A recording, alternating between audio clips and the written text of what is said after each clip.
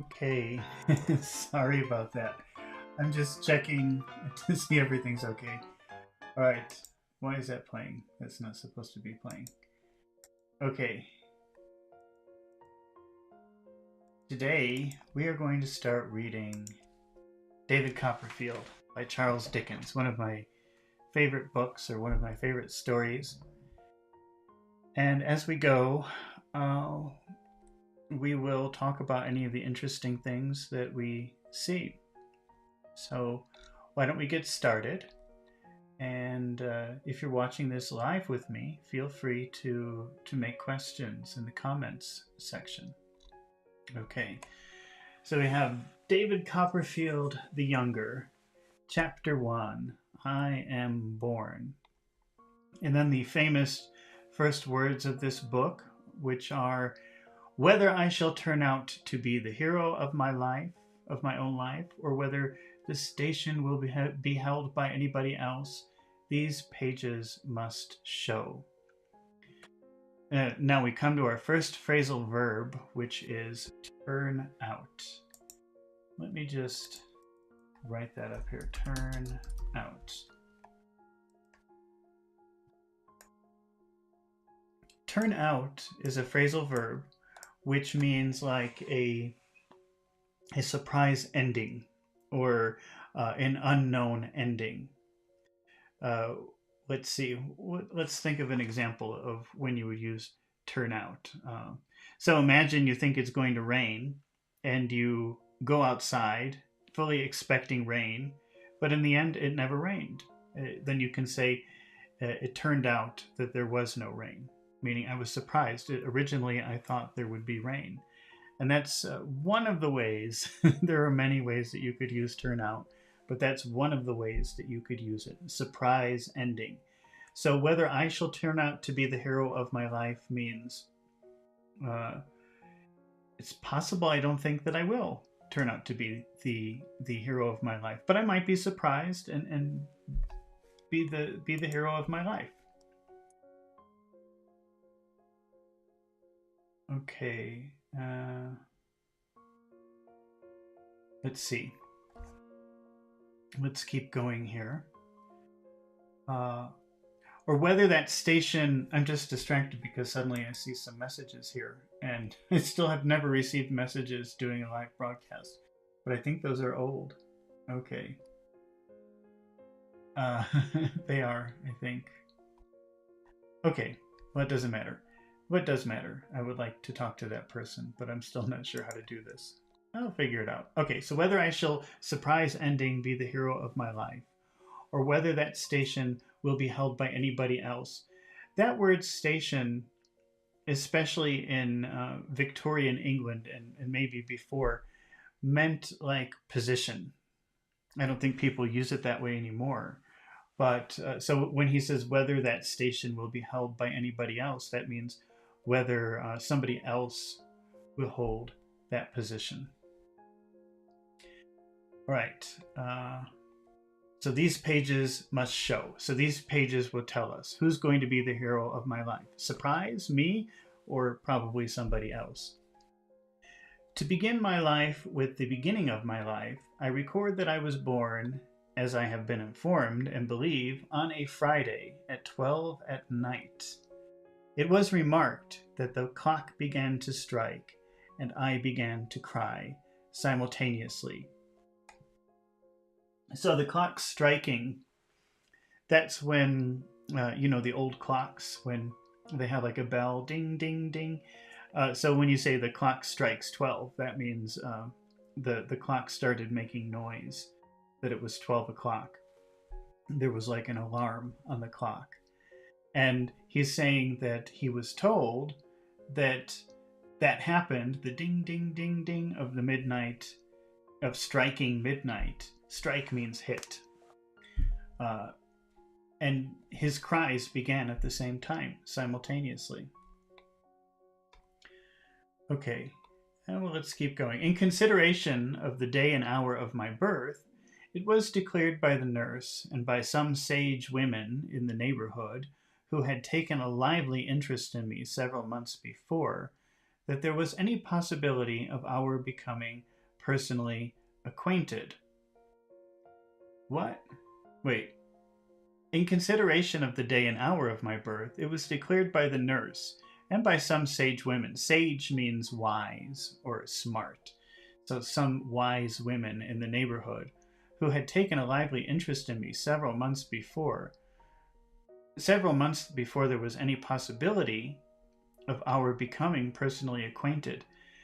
So this is a very long way of saying that there were several women interested in him way before he was born, several months before he was born. First, so these were the things that they were saying about him, I guess, before he was born. Number one, they were saying that he was destined to be unlucky in life. His destiny was to be unlucky. He has no choice. He's going to lead a very unlucky life. And secondly, that I was privileged to see ghosts and spirits. So he would have this gift of being able to see the ghosts and the spirits, but he would also be cursed and never be lucky in life, have bad fortune in life. Both these gifts inevitably attaching, as they believed, to all unlucky infants of either gender born towards the small hours on a Friday night. So I guess that's a sign, a superstition, that if you're born very late on a Friday night, you will have a very unlucky life, but you will also be able to communicate or see ghosts and spirits. I say nothing here on the first head, because nothing can show better than my history whether that prediction was verified or falsified by the result. Victorians have a very funny way of talking. It's very complicated sometimes. So they say very complicated things when they mean very simple things. I need say nothing here on the first head. I'm not sure why he says on the first head. I'm not sure what that means.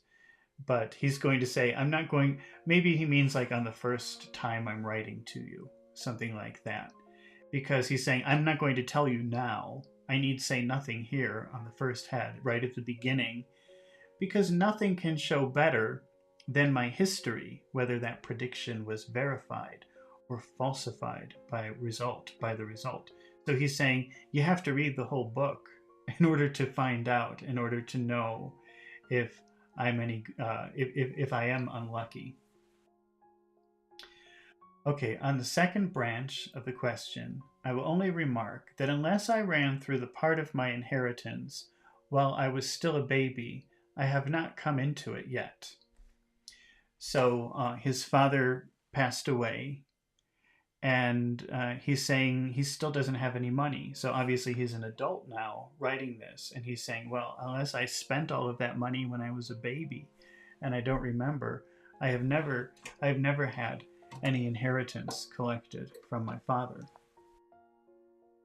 But I do not at all complain of having been kept out of this property, and if anybody else should be in the present enjoyment of it, he is heartily welcome to keep it. So he's saying, I'm not going to complain that I didn't receive any inheritance from my father, and if somebody is enjoying that inheritance right now, I'm happy for them.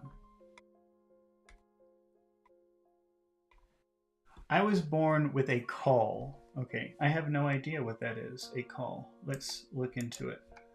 Let's see what it is.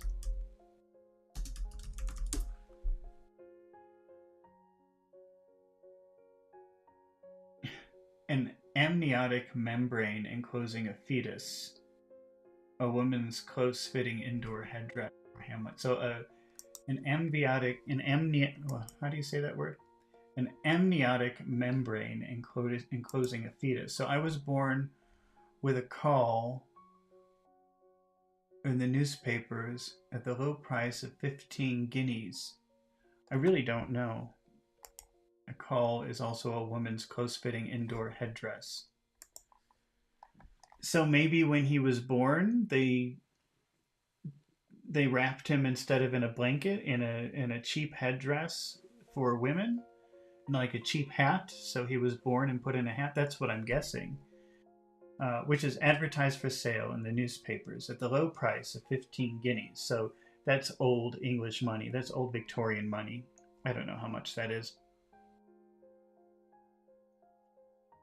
Whether seagoing people were short of money at that time, or were short of faith and preferred cork jackets, I don't know. All I know is that there was but one solitary bidding, and that was from an attorney connected with the bill-broking business, which offered £2 in cash and the balance in sherry, but declined to be guaranteed from drowning on any higher bargain. Oh, that's rather complicated. So let's see.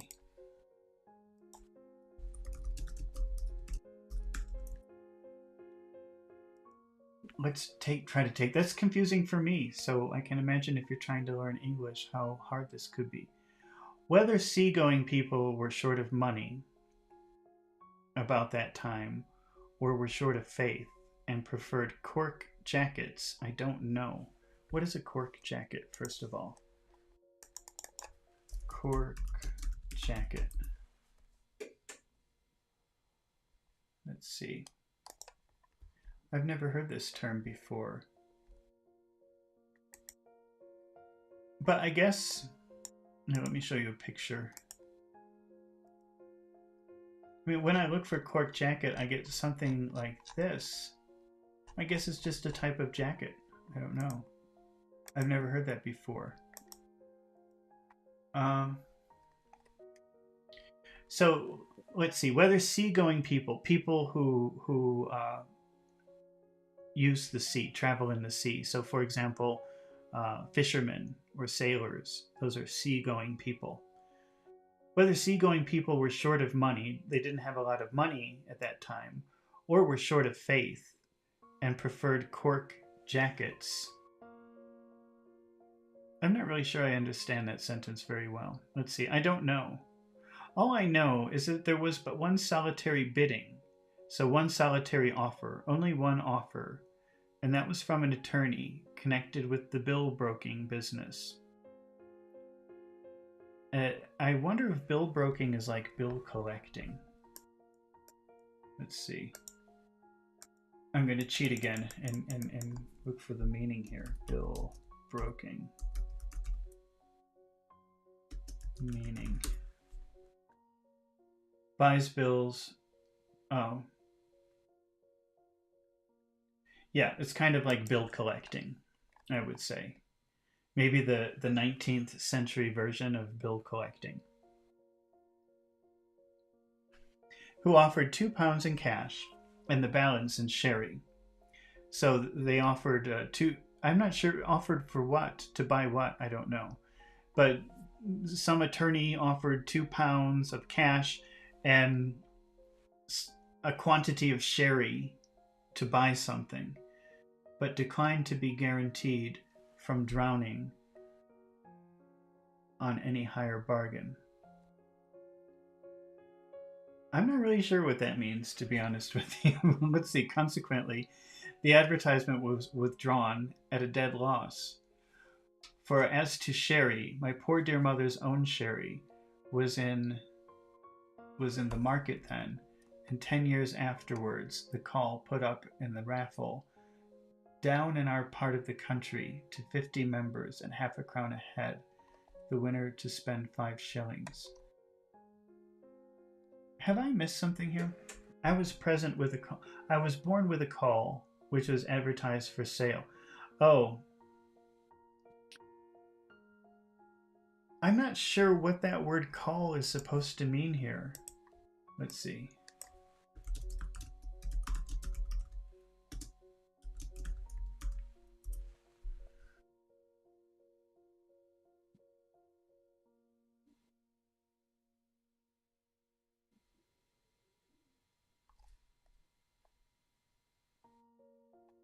Yeah, so a baby born with a caul is born with some kind of material over his face. It looks like a veil.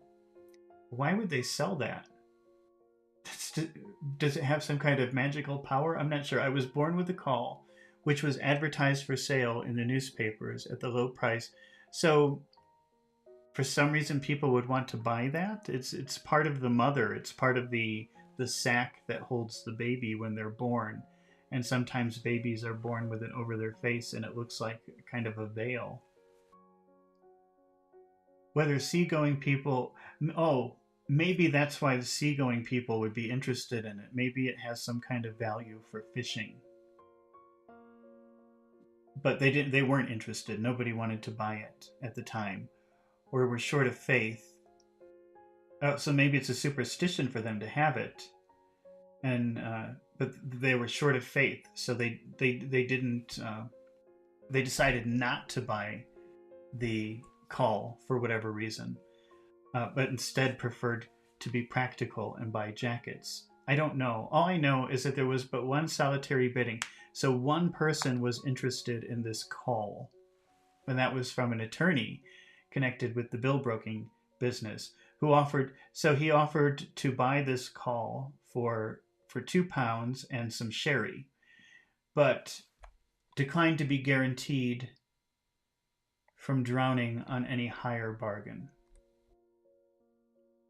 Declined to be guaranteed from drowning. So maybe having this caul is somehow it keeps you from drowning. It keeps you from going under the water. But he wouldn't pay more than that. Consequently, the advertisement was withdrawn at a dead loss. So the advertisement to sell this cost the mother money, and she didn't make any because she didn't sell it. For as to sherry, my poor dear mother's own sherry was in the market then. So the mother was selling her own sherry, which is a drink kind of like wine or something like that. So it seems like what he's indicating is that she was in a lot of financial trouble, and she was trying to sell whatever she could make money off of. So she was selling this caul. I don't know why anybody would want that. And but also she was selling her sherry, her expensive wine. Okay, let's see. And consequently, the advertisement was withdrawn at a dead last. For as to sherry, my poor dear mother's own sherry was in the market then. And 10 years afterwards, the caul was put up in a raffle. A raffle is a type of like a lottery. Let's see. Let's put that up here. I'm sorry. I'm still getting used to all of this. So hopefully I'll start getting... I hope I get better at this. If not, I better stop doing this. Because it's pretty bad the way I'm doing things. But oh well. A raffle is a type of lottery where each person buys a ticket. So maybe there are 500 tickets and you buy one for $1. So then later they pull out your number, you know, and out of the 500, maybe one person will win. So that's what a raffle is. It's kind of like a lottery. So they tried to sell this caul 10 years later in a raffle. So they said, okay, there are 500 tickets, each person pay $1, and then they took one of the tickets and that was the winner. Okay, half a crown a head. The winner to spend 5 shillings. I was present myself, and I remembered to have felt quite uncomfortable and confused at part of myself being disposed of in that way. So it really was like some piece that he was born with, and he was a little bit freaked out because people were bidding on it. They wanted to buy it. I wonder what they used that for. Okay, let's see. The caul was won, I recollect. Recollect is another way of saying I remember. So the caul was won, I remember, by an old lady with a handbasket, who very reluctantly produced from it the stipulated 5 shillings, all in halfpence and 2p and halfpenny short. Victorian money is very weird. It's very confusing. There's so many different kinds of Victorian money. I don't know what all of that means. They had a lot of different coins and things like that. as it took an immense time and a great waste of arithmetic to endeavor without any effect to prove to her. It is a fact which will long be remembered as remarkable down there, that she was never drowned, but died triumphantly in bed at 92. So this call, whatever it is, this part that comes out of the mother when you're born, I guess keeps you from drowning. Drowning is, if you go underwater, if you're submerged in water for a long time, you die. That's drowning. So somehow this call prevents you from drowning, or they believe it prevents you from drowning. So everybody was amazed. This woman never drowned. She died because she was an old woman. Okay. I have understood that it was, to the last, her proudest boast that she had never been on the water in her life, except upon a bridge. That word boast.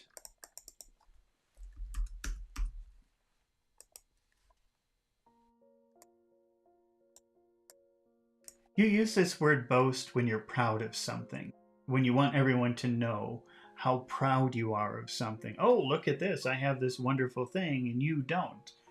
So here in the book, where was it? I've understood that it was to her proudest boast that she had never been on water. So she was very proud that she had never been on water. I've never been on water, only on a bridge once. That's boasting. She's very proud of that. If you have a new car and you want everyone to see your new car, you say, look at my new car. You're boasting. Yep, this is the best car in the world. I'm so proud of it. That is boasting. So the woman proudly boasted that she had never been on water. That was something to be proud of for some reason. And that over her tea, to which she was extremely partial. Let's see. I have understood that it was, to the last, her proudest boast that she never had been on the water in her life, except upon a bridge, and that over her tea, to which she was extremely partial, she, to the last, expressed her indignation at the impiety of mariners and others who had the presumption to go meandering about the world. Oh my gosh, there's so much in here.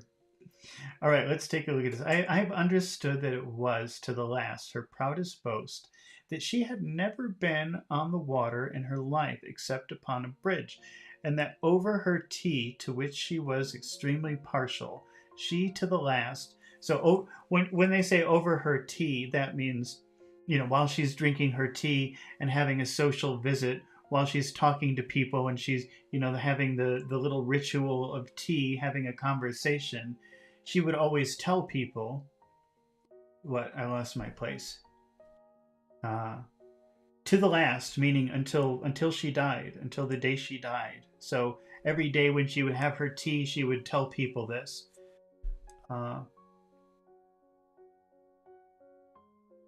She would express her indignation. I gotta write that. Let's see. Express indignation. Okay. Indignation is when you get upset about something that you hear and you say, I can't believe that. So when she expresses her indignation, it means, these people, I can't believe these people. When you're indignant, you are not happy, maybe a little bit angry, and you feel like you have the right reason to be not happy or not angry. I'm right and you're wrong and I'm angry about it. That's indignation. She expressed her indignation. And then we have the word pious. Let's see. Let's put that up here. We've got pious. And then, whoops. Let me just make sure I'm spelling that right. For some reason that looks wrong to me. Pious, yeah. Okay. And then we have the word impiety, which comes from the word pious. So let's put that up here. Impiety. Okay. First, we have the word pious. Let's understand that, and then we can understand the word impiety. Pious is somebody. It's used a lot for religious things or religious beliefs. A pious person is somebody who follows all of the rules of the religion. So if you're a religious person, then a pious person is someone who you admire because they never do anything wrong. A pious person always follows the religious rules. An impious person is somebody who doesn't follow the religious rules. But we can use that outside of the context of religion, and we could say an impious person is a person who does bad things. So that's what impiety is. So let's see. She was very indignant at the impiety of mariners. Now that word mariner means sailors. You know, mare, that's a Latin word for sea. And so anything that you see with mare in it usually has something, if it comes from that root, usually has something to do with the sea or the ocean. And mariners are sailors. That's what it means. So the impiety of mariners. So she thinks that sailors are bad people. They're impious. They do bad things. And others who have the presumption to go meandering. This word presumption is a pretty interesting word. Let me just write it down here. I'm going to cut these up into little 1 or 2 minute videos later on. So I want to put these words up here to show the meaning. Now I'm just going to cheat and see what Google's definition is.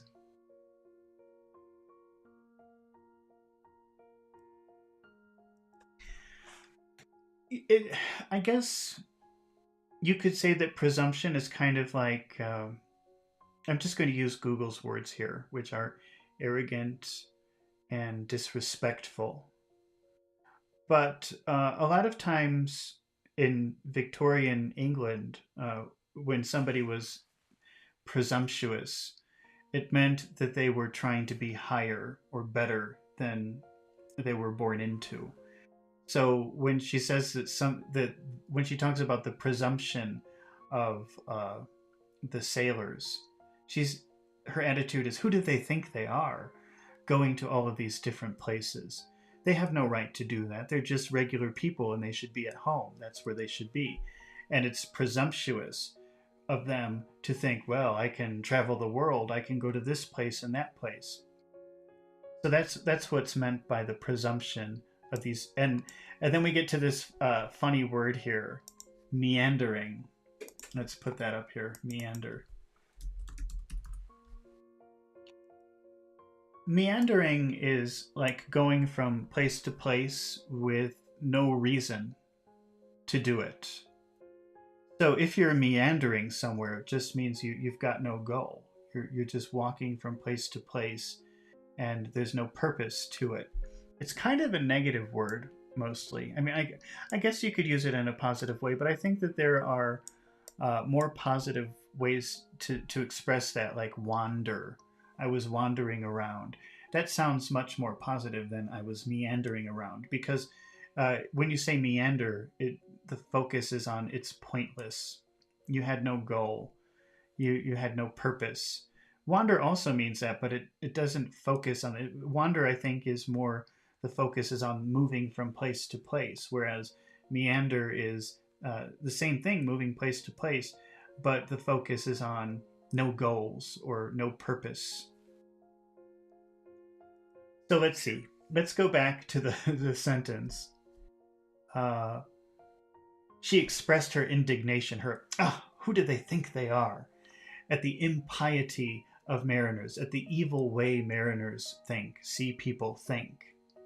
Meandering about the world, the presumption of meandering about the world, the arrogance of going around the world. Who do they think they are doing that? They should be staying home. Okay. It was in vain to represent to her that some conveniences, tea perhaps, included, included, oh, tea perhaps included, resulted from this objectionable practice. So here she is every day drinking her tea, telling everyone how horrible these seamen are who go from place to place. Who do they think they are doing that? While she's drinking her tea that came from China or India, and they're the ones who got it for her. But he's saying it was in vain. When something is in vain, oh, we better put that.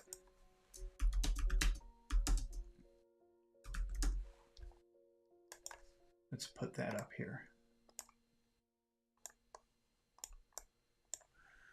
When something is in vain, it means it's pointless. There's no reason for it. So if you say it is in vain to explain it to her, it would be in vain to ask her, well, where did you get your tea?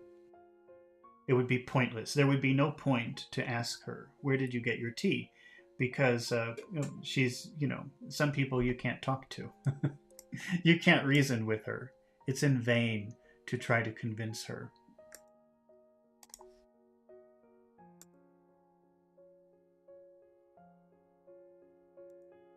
Okay, let's see.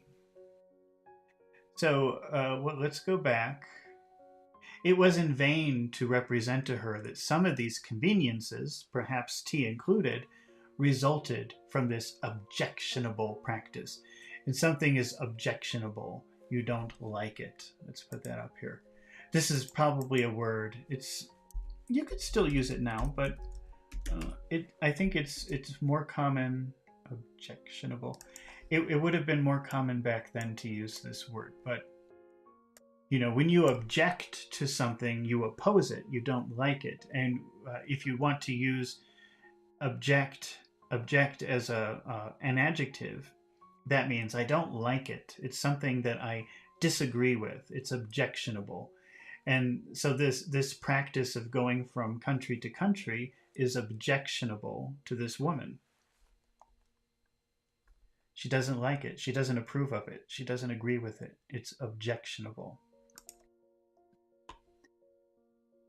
Okay, she always returned with greater emphasis and with an instinctive knowledge of the strength of her objection. Let us have no meandering. Remember, meander means going from place to place with no purpose. And she says, I don't like that. We should stop that. People should stop doing that, going from place to place. Not to my, and this is funny. This is kind of clever.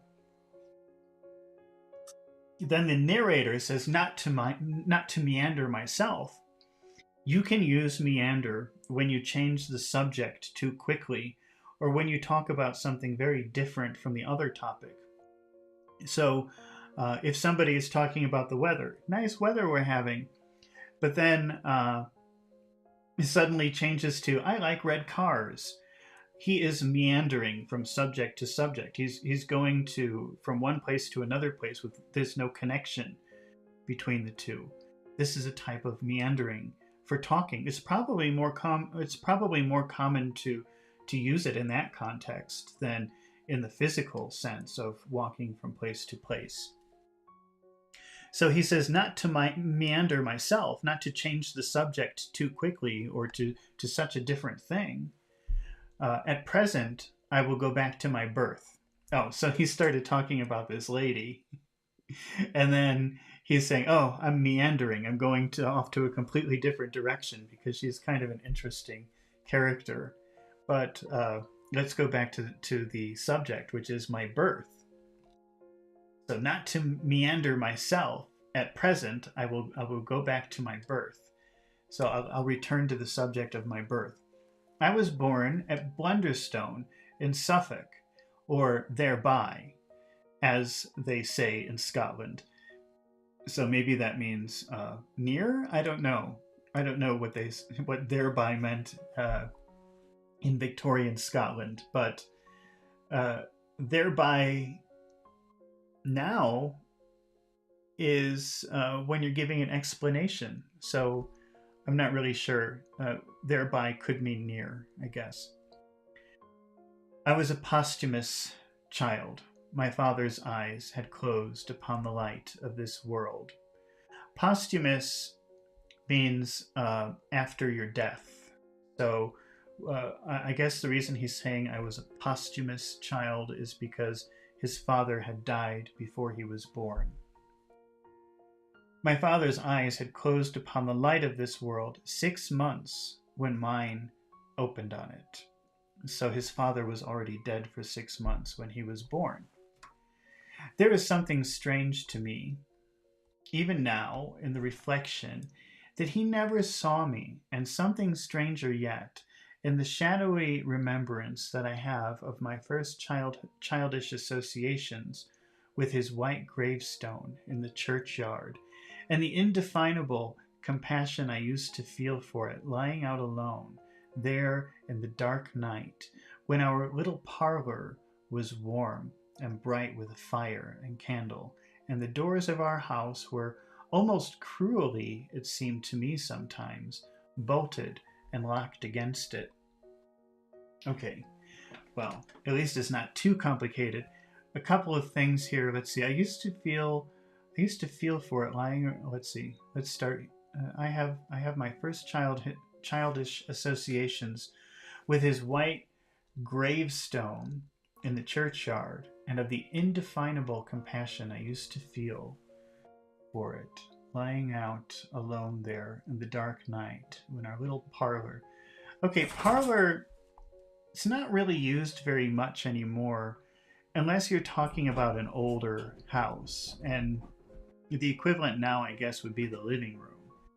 But parlor was a room in the front of the house where you would receive guests and talk. That word parlor is just the French word for talking, parler. So it's a room for visiting with people and talking with people. It's more of a formal room. But I guess the family would also sometimes sit there.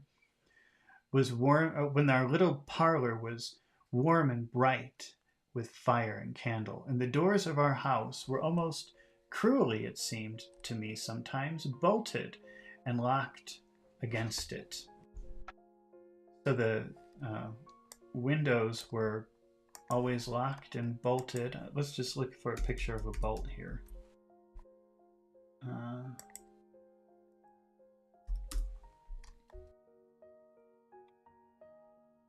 Maybe if we do it like this, bolted. A bolt is something kind of like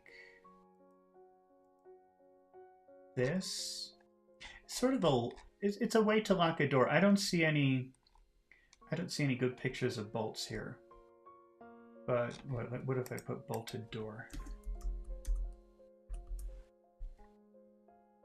So here, this is what I'm kind of thinking of when I see the word bolt. I think of something like this. It's kind of a lock for a door. Okay. Let's go back. So the windows were always very well locked, which for some reason bothered him. I'm not sure why. Okay. An aunt of my father's, and consequently a great aunt of mine, of whom I shall have more to relate by and by, was principal magnate of our family. Miss Trotwood. She's one of my favorite characters in this book. An aunt of my father's, and consequently a great aunt of mine, of whom I shall have more to relate by and by. That word by and by is a way of saying later. It isn't used too much anymore, but you'll sometimes hear people saying that, and it just means later. So I will tell you about her later, is what he's saying. I shall have more to relate by and by, means I will tell you about her later. Was the principal magnate of our family. Now that word magna is a Greek word, which means, is it a Latin word? Now I have to check. I think it's a Greek word.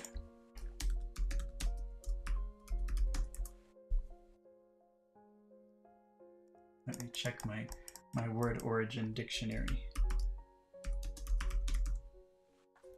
That might seem weird that I like to check the word origin dictionary all the time because it's so helpful to know the origin of a word. I don't know which language. Wait, I can't talk and type at the same time. Word origin dictionary. Here we go. Magna. I think it's Greek. But let's see. Magna.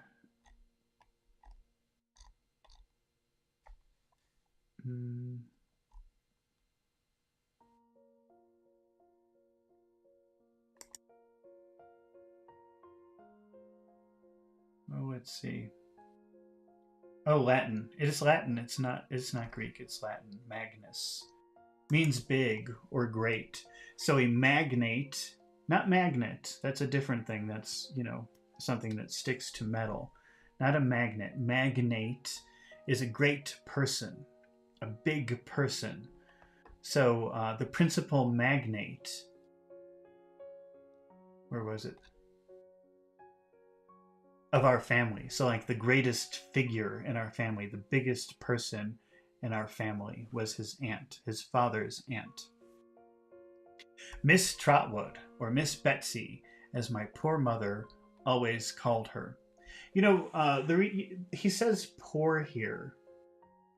And maybe you know this and maybe you don't, so I'll just explain it anyway in case you don't know it. But sometimes when you feel bad for someone, when you feel like bad things are happening to them, a lot of bad luck or things like that, you'll call them poor. So when he says my poor mother, we already get a sense that he feels bad for his mother, or bad things are going to happen to her. Not that she's poor financially. She is, I guess, kind of poor financially or something. No, she can't. I mean, I already know the story, so I guess she wasn't exactly poor. It's more about her fortune, her luck. When he says my poor mother, we already know bad things are going to happen to his mother because he says that. As my poor mother always called her, when she sufficiently overcame her dread of the formidable personage to mention her at all. Okay, to overcome. That's something we have to talk about here. To overcome something. You probably won't remember these words all at once, but these are pretty common things that we still use. So it will appear again and again, and then eventually you'll come to remember it after you encounter it many times. And to overcome something means to survive something or to win over something. So if you have a challenge and you overcome it, you are the winner of that challenge. You become the winner of that. So for example, if somebody overcomes cancer, that means they don't have cancer anymore, that they're okay now, that they're cured. Or if you overcome a difficult period in your life, it means that the difficult period is finished and you won. You're the winner of this. So overcome means like winning over something bad, being the winner over something bad. So here he's talking about his mother had to overcome her dread. Dread is like a feeling of being scared. Let's see. Or having bad feelings about something.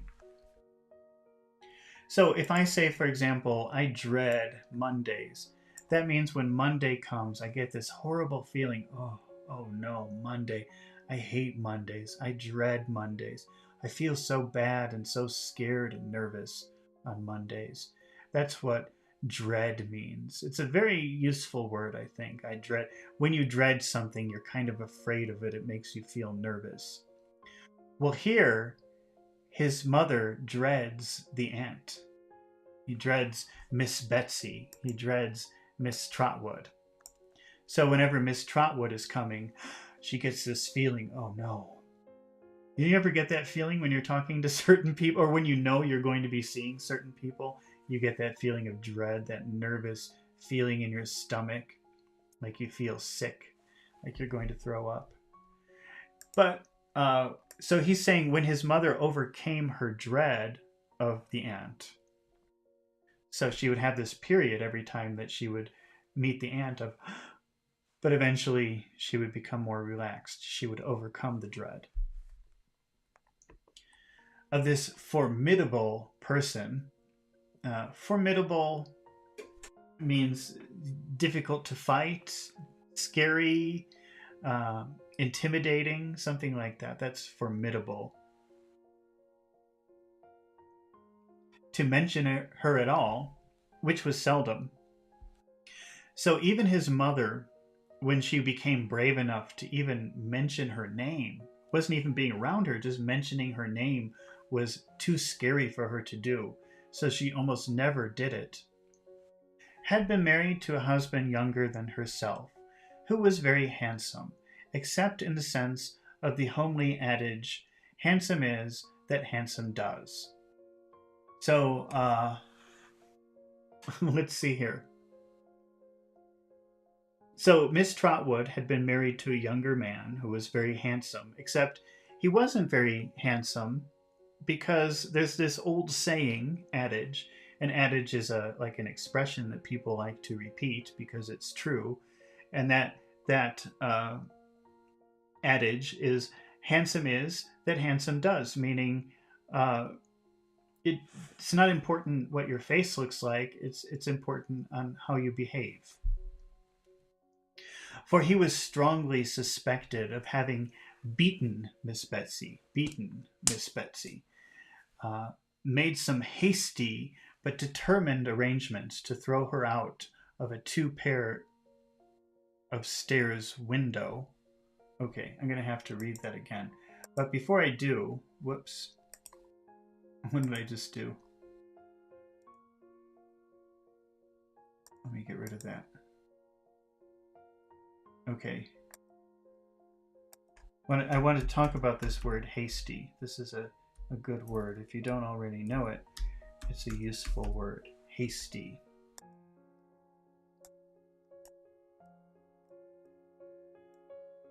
Okay, hasty means that you do something quickly, but you're more concerned about the time than you are about the quality of something. So when you do something in a hasty way, it's usually not very good, because your biggest concern, the thing you're worried about the most, is time and not quality. So if you hastily write something, whatever you're writing isn't going to be very good.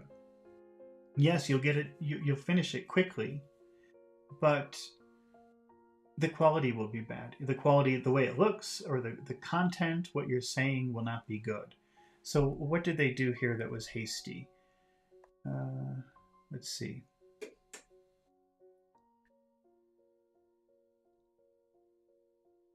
He was strongly suspected of having beaten Miss Betsy, and even of having once, on a disputed question of supplies, made some hasty but determined arrangements to throw her out of a 2 pair of stairs window. Okay. He made some hasty but determined arrangements. So he wasn't thinking, and he was going to grab her. And if I'm reading this correctly, this is very strangely written, but throw her out of like maybe a 2nd story window, a 2nd floor window. I think that's what the 2 pair of stairs window means. That you go up one and then you go up another, and then you're on the 2nd floor. And he wasn't thinking. He was just caught in the moment, hasty. He was going to throw her out the window. That's how bad her relationship was. Okay, these evidences of an incompatibility of temper induced Miss Betsy to pay him off. Oh, okay, now we have an interesting phrasal verb here, which is to pay someone off. Pay someone off. And this means to pay someone to make them go away. So, for example, in some countries, you can pay off the police. You know, if they catch you doing something wrong, you give them some money and they don't arrest you. They go away. That would be paying off the police. So paying someone off is to pay them money to keep them quiet or to make them go away. You can also pay off people to make them shut up. So if somebody sees you do a crime or a bad thing, and they say, I'm calling the police. You say, no, here's some money. Shut up. You didn't see anything. That's paying someone off. And sometimes you can pay a judge off. You give them money and then they make a decision for you in your favor, not because they're being fair. So that's pay off. Here, it says, how do they use pay off here? The evidences of the incompatibility of temper induced Miss Betsy to pay him off. And what that sounds like is she said, here, take this money and go. Leave me alone. I never want to see you again. And it worked. He left. And effect a separation by mutual consent. So mutual consent, that means they both agreed. So to effect a separation, cause a separation by mutual consent. They both said, okay. And that was the end of it. He went to India with his capital, with his money. And there, according to a wild legend in our family, was once seen riding on an elephant in company with a baboon. But I think it must have been a baboo or a begum. Anyhow, from India, tidings of his death reached home. So tidings is like news. News of his death reached home within 10 years. How they affected my aunt, nobody knew, for immediately upon the separation, she took her maiden name, bought a cottage in a hamlet. A hamlet's like a little town, a small town, on the sea coast, a long way off, established herself there as a single woman with one servant, and was understood to live secluded, even afterwards, in an inflexible retirement. So after she paid off her husband to go away, she bought a little house in a small town by the sea, and she stays secluded. That means she doesn't talk to anybody. She stays at home. She minds her own business. And it says inflexible, so she's always like that. She never changes. My father had once been a favorite of hers, I believe, but she was mortally affronted by his marriage on the ground that my mother was a wax doll. So, morally affronted, affronted is not really a very common word anymore. I don't even know if it was back then, but it means like offended. So she was mortally offended. Mortal means it's something that could kill you. So the offense was so strong, she died inside. By his marriage, on the ground, for the reason that my mother was a wax doll. I'm not sure what's meant by that. Maybe that she's like superficially beautiful and she has no substance. Maybe something like that. I'm not sure what they mean by wax doll. She had never seen my mother, but she knew her to be not yet 20. So, she was offended because the mother was so young when she got married. My father and Miss Betsy never met again. He was double my mother's age when he married. Oh, so the husband, the father, was 40 and she was 20. So Aunt Betsy didn't like that. She was very offended by that. And of but a delicate constitution. That phrase, a delicate constitution, means that he was very sensitive. He had pretty bad health. He died a year afterwards, and, as I've said, 6 months before I came into the world. This was the state of matters on the afternoon of what I may be excused for calling that eventful and important Friday. So this was the state of matters. This was the situation on that afternoon of what I may be excused for calling, which like that kind of means I'm sure you would agree, that eventful and important Friday, that very important Friday that I was born. I can make no claim, therefore, to have known at that time how matters stood, or to have any remembrance founded upon the evidence of my own senses of what follows. I can make no. That's complicated. This is pretty complicated language. I can make no claim, therefore, to have known at that time how matters stood. So he's saying, how could I know as a baby what the situation I was born into was, or to have any remembrance founded upon the evidence of my own senses of what follows. So obviously he can't remember what happened. He was just a baby. But he's heard this story, so he's telling it through the words of other people. My mother was sitting by the fire, but poorly in health, and very low in spirits. To be low in spirits means to be very sad, very depressed. Looking at it through her tears, and desponding heavily about herself, and the fatherless little stranger who was already welcomed by some grossness of prophetic pins, by some grossness. What is that? I've never seen that word before. Grossness. Grossness. Well, Google doesn't even say it's a word.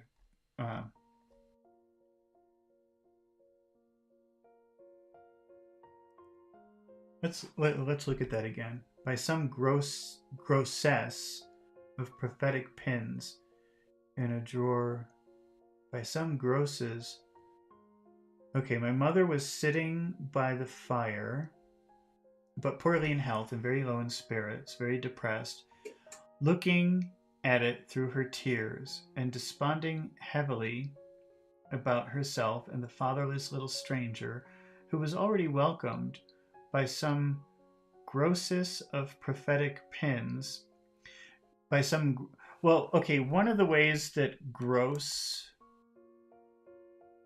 could be used is a set of 144. I think that would only be used like if you're in business, like baking or something. A dozen is 12, and 144 is 12 times 12. So if you're making or baking a lot of things, you might use this plural of grosses, meaning two or more sets of 144. That's pretty confusing. But I say that because it says grosses of pins. So maybe there's a box with hundreds of pins in it, and he calls them prophetic pins. Prophecy, maybe we better put that up here. Prophecy.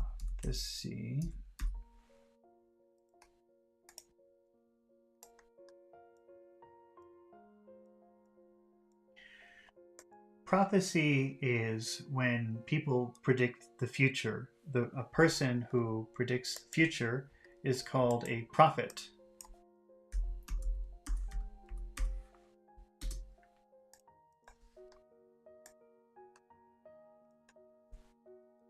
So prophetic pins means pins telling the future. So I guess you could imagine these old ladies he was talking about before throwing the pins and then interpreting the position of the pins. And that's why he's calling them prophetic pins, I guess. I don't know. But grosses of prophetic pins, hundreds of pins thrown on the table in a certain way to interpret the future. That's my guess. I don't know. To a world not at all excited on the subject of his arrival. So nobody was happy that he was being born. The mother was very sad and depressed because she was alone. The aunt didn't like the mother, so she was very alone. My mother, I say, was sitting by the fire that bright, windy March afternoon, very timid and sad, and very doubtful of ever coming alive out of the trial that was before her. When lifting her eyes as she dried them to the window opposite, she saw a strange lady coming up the garden. So there she is, sitting in the parlor, and she looks out the window, and there's that strange lady coming to the door. My mother had a sure foreboding at the second glance that it was Miss Betsy. The setting sun was glowing on the strange lady over the garden fence, and she came walking up to the door with a fell rigidity of figure and composure of countenance that could have belonged to nobody else. So rigidity means doesn't move. She's a very stiff person. And countenance is the expression on your face. So she had a countenance on her face that you could imagine that stiff woman. She's very serious, not very happy. And composure is how you are standing or how you're carrying yourself. This is composure. So you have it's a rigid composure. And the countenance, he doesn't say composure of countenance. Well, he's talking about the face, the position of the face that could belong to nobody else. It had to be her. Very serious, angry woman. She's not really. When she reached the house, she gave another proof of her identity. My father had often hinted that she seldom conducted herself like any ordinary Christian. And now, instead of ringing the bell, she came and looked in at the identical window, pressing the end of her nose against the glass to the extent that my poor dear mother used to say it became perfectly flat and white in the moment. So instead of ringing the doorbell, she went to the window of the parlor and looked in, and it pressed up against her nose. She gave my mother such a turn that I've always been convinced that I am indebted to Miss Betsy for having been born on a Friday. So if you say I'm indebted, let's put that.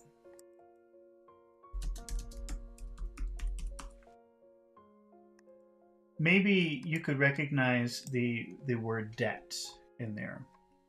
Debt is something that you owe. Usually you talk about debt when you're talking about money.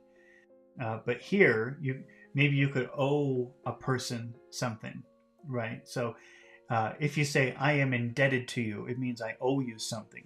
Maybe not money. Maybe a kindness. Maybe somebody did something for you and you're very grateful. It's another way of saying grateful. I'm indebted to you. I owe you something. And here he says that she gave my mother such a turn, maybe we could say such a shock, such a surprise, that I've always been convinced that I owe, that I'm grateful to Miss Betsy. I owe her something for having been on a Friday. So her face scared the mother so much. That's probably why he was born then, because she was physically shocked so much that it caused him to be born at that moment. So he's saying, I'm indebted to her. I owe her something. It's because of her that I was born on that Friday. My mother had left her chair in her agitation and gone behind it in the corner. So it sounds like she was hiding. Miss Betsy, looking round the room slowly and inquiringly, began on the other side, and carried her eyes on like Saracen's head in a Dutch clock until they reached my mother. Okay, so we've got the word. I think the only important word that we can talk about here is inquiringly. She looked inquiringly. She looked inquiringly. Inquiringly. Let's put that up here. She looked inquiringly. Oops, and I misspelled it. Oh well, you can see well, I better change it. I don't want that up there. I have to cut these up later into separate videos, and I don't want that to show up. She looked inquiringly. Okay. All right. So I don't know if you've ever seen that word inquire before, but it is like a formal way of saying making a question or asking. So you can say, can I ask? Or you can say, can I inquire? It's a much more formal way of saying ask, uh, which is still used. But so to look inquiringly means to have like a question on your face. Like, you can see the curiosity or the question in her face. That's looking inquiringly. She looked inquiringly. She had a question on her face. So uh, let's see. My mother had left her chair in agitation and gone behind it in the corner. Miss Betsy looking around the room. So remember, she's outside, looking through the window, and the mother's hiding. She doesn't want to see her. And Miss Betsy is looking around inquiringly. What is that? That's inquiringly. And began on the other side and carried her eyes on, like Saracen's head in a Dutch clock, until they reached my mother. So eventually, what does this Saracen's head on a Dutch clock mean?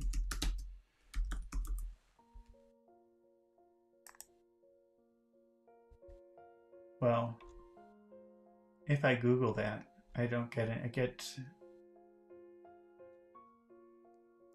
I get pictures of pubs. Oh well, I just imagine it's kind of like there are no pictures. I can't find any pictures, but I just imagine it's kind of like a figure, like a statue on a clock, and maybe the eyes move.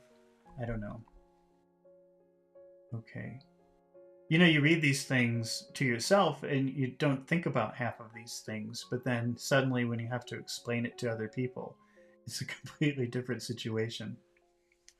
Okay, so let's see. Then she made a frown and gestured to my mother like one who is accustomed to be obeyed, to come and open the door. And my mother went. So you could picture her in the window. Open the door. Go open the door. Uh-oh. Looks like she's in trouble. The mother. Okay, Mrs. David Copperfield. Mrs. David Copperfield, I think, said Miss Betsy, the emphasis referring perhaps to my mother's morning weeds and her condition. Mourning, Mourning. Oh, we better put that word up here.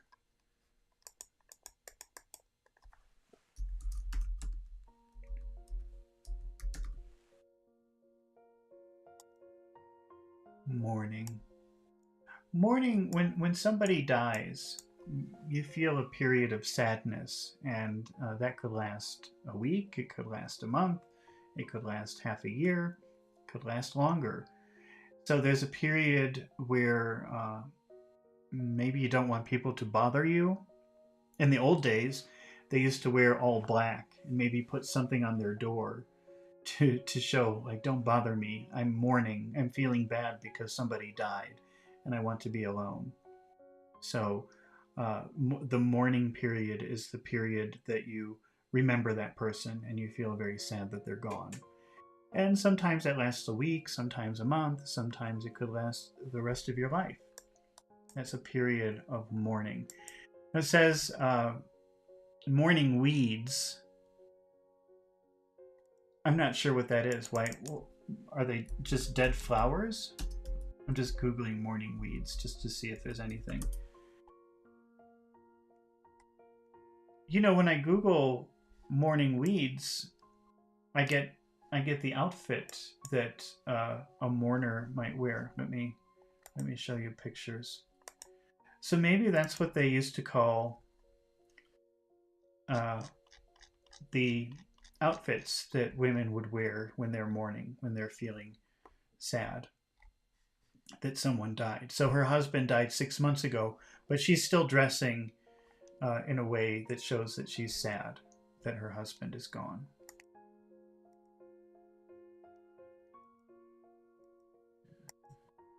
Okay. I guess that's what it means. I don't know. Okay, yes, said my mother, faintly. Miss Trotwood, said the visitor. You've heard of her, I dare say. My mother answered she had that pleasure, and she had a disagreeable consciousness of not appearing to imply that it had been an overpowering pleasure. Okay, so that's a complicated sentence. My mother answered that she had had that pleasure. Yes, she had heard of Miss Betsy Trotwood before, and she had a disagreeable consciousness of not appearing to imply. Okay, so disagreeable means I don't like it or it's unpleasant. When you say that something is disagreeable, it's used a lot in Victorian speak, not so much now, but you could still use it. It means I don't like it. It's not nice. And she had the disagree. So she was acting not very nice. She wasn't trying to act friendly. The mother wasn't trying to be friendly. To imply, so she had the disagreeable consciousness of not appearing, not trying to look happy. She wasn't. She didn't say, "Oh yes, I've heard of you." She said, "Yeah, I've heard of you. I know who you are." This is what is meant by all of that. It was not an overpowering pleasure for her to meet Miss Betsy Trotwood. Okay. Now you see her, said Miss Betsy. My mother bent her head and begged her to walk in. Please, come in. They went into the parlor my mother had come from. The fire in the best room on the other side of the passage not being lighted, not having been lighted indeed since my father's funeral, and when they were both seated and Miss Betsy said nothing, my mother very vainly, trying to restrain herself, began to cry. So actually there's a better room than the parlor. So the parlor was maybe the common room where they spent every day, and there was a much nicer room on the other side of the hall, but they haven't used that room since the father died. So they're in this other room, the parlor. And then it says my mother vainly tried to not cry. So remember, vain, when you do something in vain, it's no use. It's no good. It doesn't work. So she's trying in vain not to cry. She's trying not to cry, but it's not working. She's crying. She's crying a lot. And then Miss Betsy says, oh, tut, tut, tut. That's kind of like, oh, stop it. Knock it off. Said Miss Betsy in a hurry. Don't do that. Come, come. My mother couldn't help it, notwithstanding. So she cried until she had her cry out.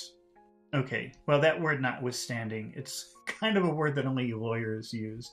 Normal people don't really talk like that these days. But my mother couldn't help it, notwithstanding. So even after even after Miss Betsy told her to stop, she still did it. So she cried until she had her cry out. So to cry out. To cry out. And you have to be careful with these phrasal verbs because they almost always mean 2 or 3 or 4 different things. So just, if I tell you what cry out means here, it doesn't mean that that's the only thing that you can use it for. It could mean other things too. But to have a cry out or to be cried out is to cry until you can't cry anymore. I'm all cried out. I can't cry anymore. There's no more crying left inside of me. That's what's meant here. That she cried until there was nothing left to cry. There were no more tears. It was impossible for her to cry anymore, even if she wanted to. Okay. Take off your cap, child, said Miss Betsy, and let me see you. My mother was too much afraid of her to refuse compliance. With this odd request, odd is another word for strange, with this strange request, with this odd request, if she had any disposition to do so. Therefore, she did as she was told, and she did it with such nervous hands that her hair, which was luxuriant and beautiful, fell all about her face. So when she took off her cap, her hair fell down all about her face, all over her face. "Why, bless my heart," exclaimed Miss Betsy, "you are a very baby." So Miss Betsy is freaked out because she looks so young. The mother looks so young. "My mother was, no doubt, unusually youthful in appearance. Even for her years, she hung her head as it were her fault." So she hung her head. Hanging your head is like this. So if you're ashamed or you feel bad or embarrassed about something, maybe you hang your head. So when the aunt said, "Oh, you're just a baby," that embarrassed her, and she kind of looked away as if it were her fault, like she could prevent that observation. "My mother was, no doubt, unusually youthful in appearance. Even for her years, she hung her head as if it were her fault." So she was embarrassed by that. "Poor thing," and said, sobbing, that indeed she was afraid. The wording here is a little bit difficult. Okay, so "my mother was, no doubt, unusually youthful in appearance. She was very young looking, and she was embarrassed by the comment that the aunt called her a baby, as if it were her fault. Poor thing," and said, sobbing. Okay, so that poor thing, that's David Copperfield telling the story, feeling sorry for his mother. Poor thing. Oh, my poor mother. "And she said," her mother said, sobbing. Sobbing is another word for crying. It's like strong crying, like "that indeed she was afraid she was but a childish widow." So then, she said, after the aunt made that comment, she said, "Oh, you're right, I'm just a baby, what am I doing?" Something like that. So she was agreeing with the aunt. "And would be but a childish mother if she..." I can't read that word. If she something. I don't know what that word is. I'm not sure. If she lived? Maybe that's if she lived. So she's saying, "Yeah, I'm so young. I shouldn't be having a baby. I'm going to be a horrible mother if I live." In the short pause which ensued, she had a fancy that she felt Miss Betsy touch her hair. So suddenly you can see that, oh, maybe Miss Betsy is a sympathetic person. She kind of lightly touched her hair as she was crying, but she wasn't sure. She had a fancy that she felt it, meaning she imagined that she felt it. Maybe Miss Betsy actually did, but she doesn't know because she wasn't looking. She wasn't paying attention, but she thought maybe Miss Betsy touched her. "And with no ungentle hand." Okay, so it wasn't like this, it was harder. "But looking at her, in her timid hope, she found that lady sitting with the skirt of her dress tucked up, her hands folded, one knee and her feet upon the fender, frowning at the fire." Let's see. "But looking at her in her timid hope, she found that lady..." So she thought, did she touch me? And she looked up, and what she saw was that woman sitting next to the fire, frowning, looking into the fire and frowning. "In the name of heaven," said Miss Betsy suddenly, "why rookery?" So rookery is a place where you keep birds, and that's the name of the house where they are. Why rookery? So she's not even thinking about the poor mother, soon to be mother, and how bad she feels about being so young and alone. She's more worried about why is the name of the house Rookery? Why?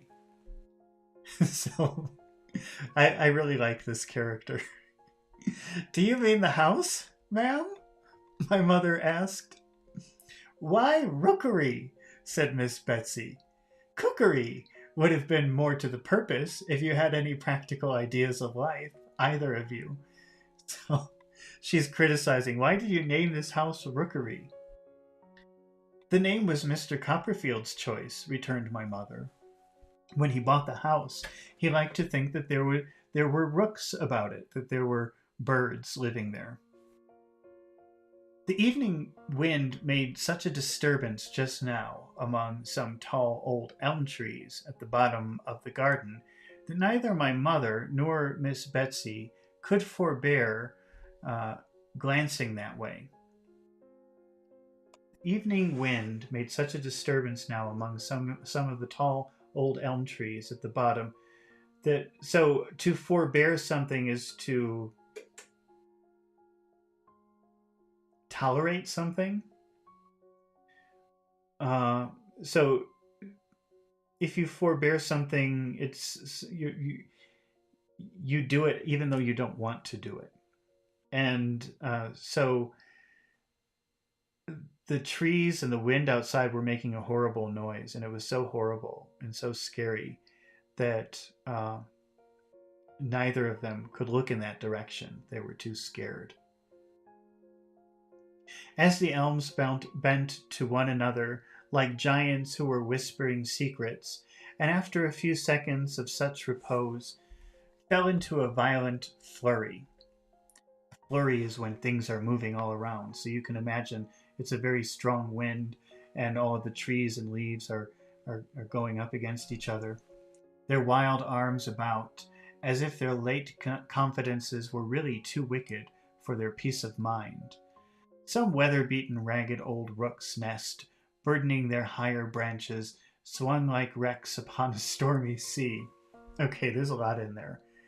Why don't we just say it was kind of crazy watching all the branches move. I mean, there are a lot of words in there that you probably don't know, but a lot of them, yeah, it's not really that important. They're not words that you would probably use very much. There's so many words in here that it's going to take forever, and I think that we have to focus on the words that could be of use to in a practical way. And some of these just aren't that practical. Okay. Where are the birds? Asked Miss Betsy. Where are the birds? My mother had been thinking of something else. The rooks. What has become of them? Asked Miss Betsy. There have not been any since we've lived here, said my mother. We thought, Mr. Copperfield thought, it was quite a large rookery, but the nests were very old ones, and the birds have deserted them a long while ago. So there were birds' nests when they bought the house, and that's why he named it the Rookery. He was hoping there would be a lot of these birds here, but they were old nests, and the birds had abandoned them. David Copperfield all over, cried Miss Betsy. David Copperfield from head to foot, calls a house a rookery when there's not a rook near it, and takes the birds on trust because he sees the nests. So she's criticizing her nephew, saying that's just like him to call something the rookery just because he thinks there might be some, but he's never seen any. Mr. Copperfield, returned my mother, is dead, and if you dare speak unkindly of him to me... My poor dear mother, I suppose, had some momentary intention of committing an assault and battery upon my aunt. So that's a fancy way of saying assault is when you attack someone physically, and battery is when you hit them physically. So he's saying my poor dear mother, I suppose, had some momentary intention of committing an assault and battery on my aunt, who could easily have settled her with one hand. So he's saying the aunt could have, with one hand, just finished her if she wanted.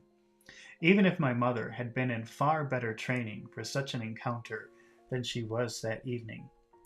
But it passed with the action of rising from her chair, and she sat down again very meekly and fainted.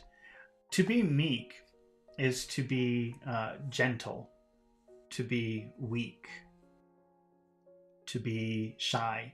It's kind of like a combination of weak and shy and gentle. A meek person is like this. So she sat very meekly and fainted. So first she said, "Don't talk about my dead husband like that," and then she got back into her senses and sat down and fainted. She lost consciousness.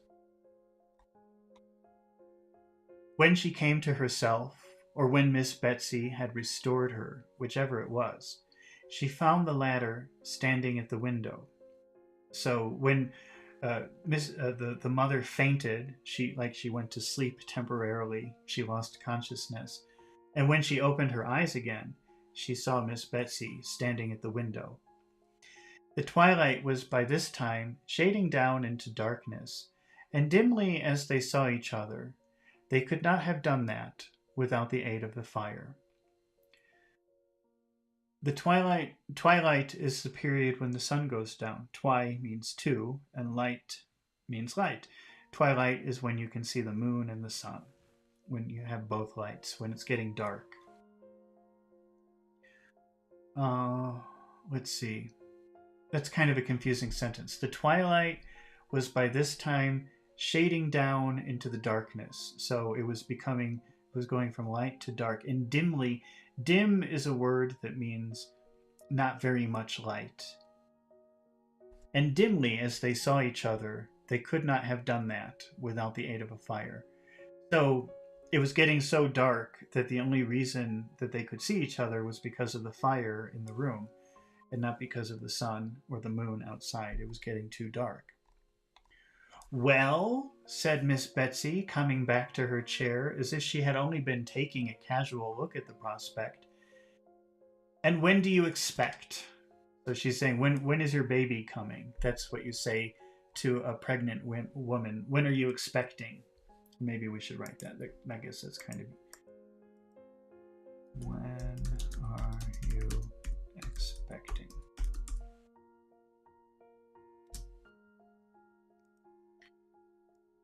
This is typically the way that you would ask a woman, when is she expecting her baby? You would just say, "When are you expecting?" So that's all that means. So anything else I don't think would sound like, "When do you plan to have the baby?" or "When is the baby coming?" You would never say that. What you would say is, "When are you expecting?" This language is a little bit different because it was written 150 years ago. So instead of "When are you expecting?" it's "When do you expect?" I don't know. Maybe in the UK they still talk like that, but I've never noticed it before. Okay, and then says, "I am all in a tremble." Trembling is shaking movement, right? Like this. This is trembling. So I guess what that means, "I'm all in a tremble," is I'm shocked, I can't believe it, or I'm very surprised, or I'm very nervous. Let's see. "I'm all in a tremble," faltered my mother. "I don't know what's the matter. I shall die, I'm sure." So she's just talking about how she feels right now. "I'm all in a tremble. I don't know what's the matter." So she's feeling very strange. "I don't know what's the matter. I shall die, I'm sure." She thinks she's dying. "No, no, no," said Miss Betsy. "Have some tea." "Oh dear, dear me, do you think it will do me any good?" cried my mother, in a helpless manner. "Of course it will," said Miss Betsy. "It's nothing but fancy. What do you call your girl?" Okay, so this word fancy could mean a lot of things, but one thing that fancy could mean is like fantasy. So when she says it's nothing but fancy, it means it's nothing but fantasy. It's nothing but your imagination. The trembling, the feeling sick. When she says, "I don't know what's in," she says, "Oh, it's nothing but fancy. It's nothing but your imagination." "Of course it will," said Miss Betsy. "It's nothing but fancy. What do you call your girl?" So she wants to call the servant in to bring tea. "I don't know that it will be a girl yet, ma'am," said my mother. "Bless the baby!" exclaimed Miss Betsy, unconsciously quoting the second sentiment of the pincushion in the drawer upstairs, but applying it to my mother instead of me. "I don't mean that. I mean your servant girl." That's funny, because I thought she meant servant girl, but the mother was confused. Wait a minute. So let's go back over this. Bless the baby, exclaimed Miss Betsy, unconsciously quoting the second sentiment of the pincushion in the drawer upstairs. Okay, a pincushion is this. Let me find a pincushion.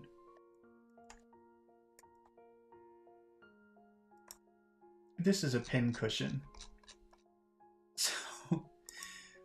So I think what he's saying here, which is kind of funny to me, is why I'm laughing, is that maybe the pincushion has this written on it. It says, bless the baby, like somebody stitched that in there as a nice little thing to put on a pincushion. And so, bless the baby. What she's saying is, sometimes when people are, especially women, I don't think men say this very much. It's mostly women who would say this, even now. A woman might say, "Oh, bless," or "Oh, bless it," or in this case, "Bless the baby," because the aunt always calls the mother a baby.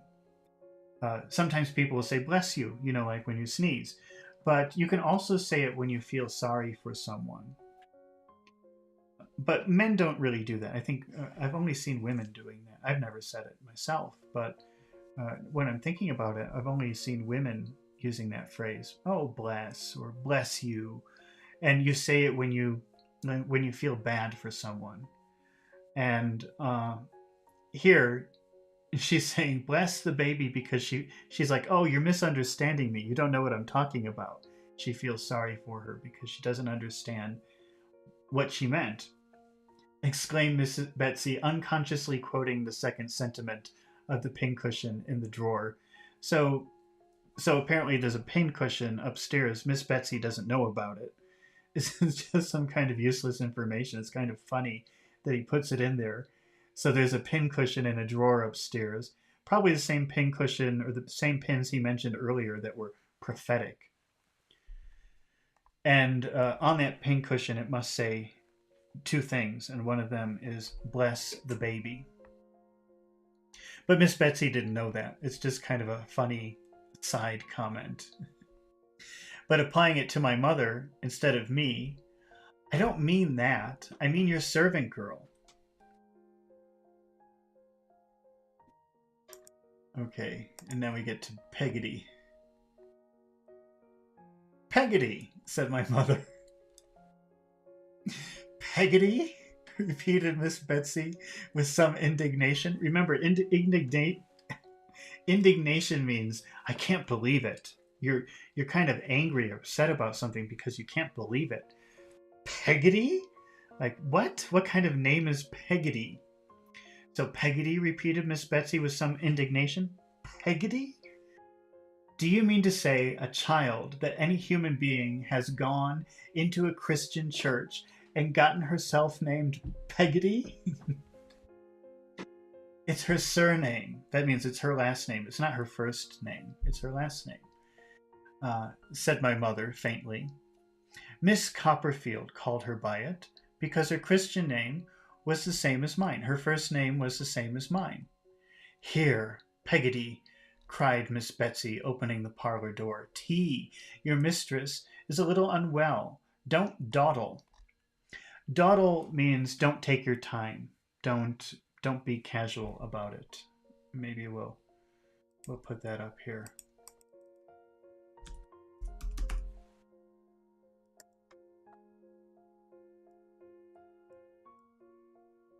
So if you say dawdle, don't dawdle, that means don't take your time, don't be slow, hurry up. It's kind of a negative way of saying hurry up. It means don't be slow, don't dawdle.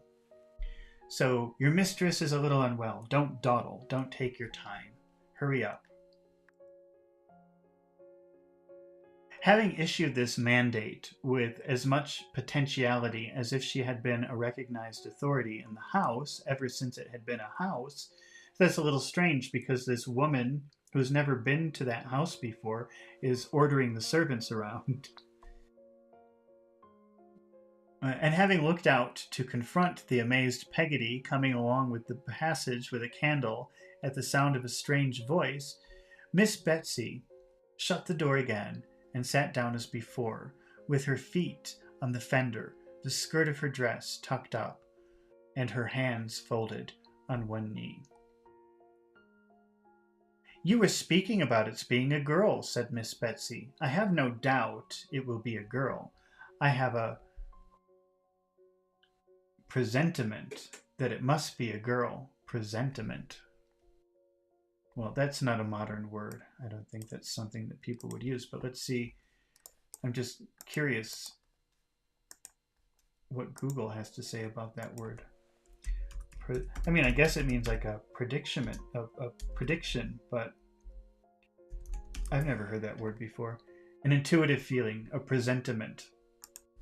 I wouldn't advise you to go around using that. I've never heard anybody use that word before.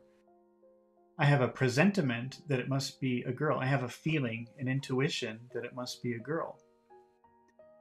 I think most people would say, I have a feeling it's a girl.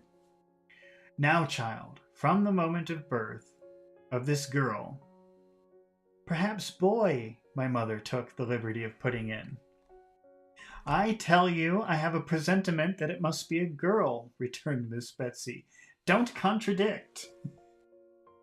"From the moment of this girl's birth, child, I intend to be her friend. I intend to be her godmother. I beg you'll call her Betsy Trotwood Copperfield." In case you don't know, a godmother is kind of like a second mother. And, it would be the person who, if something happened to the mother, it would be the responsibility of the godmother to raise the child. So, but other than that, I think they would just pay special attention to that child as they're growing up and give them special things or treat them as a mother would. "And I beg you'll call her Betsy Trotwood Copperfield." So she wants her to name the daughter, the baby girl, Betsy Trotwood Copperfield. "There must be no mistakes in life with this Betsy Trotwood. There must be no trifling with her affections, poor dear. She must be well brought up and well guarded from reposing any foolish confidences where they are not deserved. I must make that my care."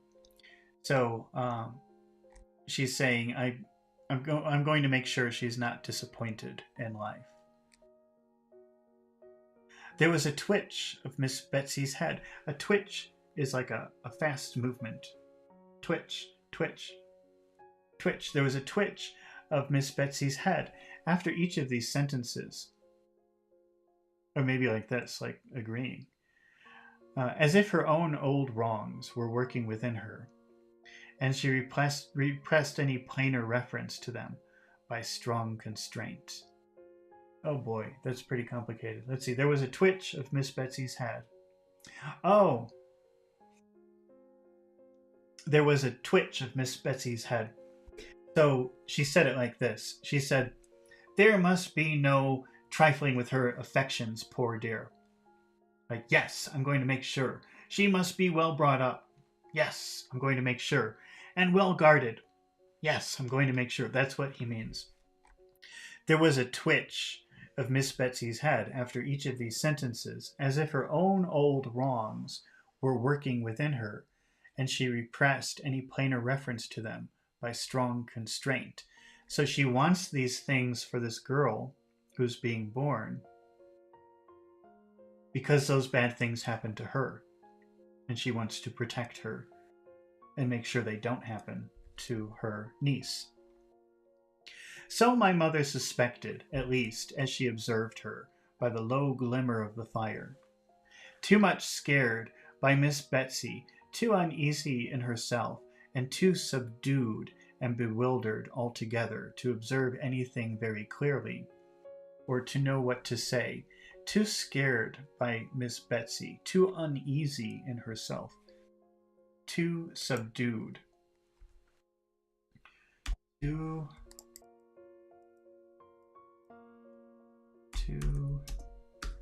subdued. To subdue something means to restrain it, to stop it from moving, to make it go quiet, to make it softer. So when she says that she was subdued by Miss Betsy, it means, Miss Betsy is there, present with her, and it's making her not act, too subdued. So Miss Betsy is a powerful person, and it's making the mother keep from acting, keep from talking, or keep from moving. She's subdued by Miss Betsy. And she's bewildered. Bewildered. That's a good one. Bewildered.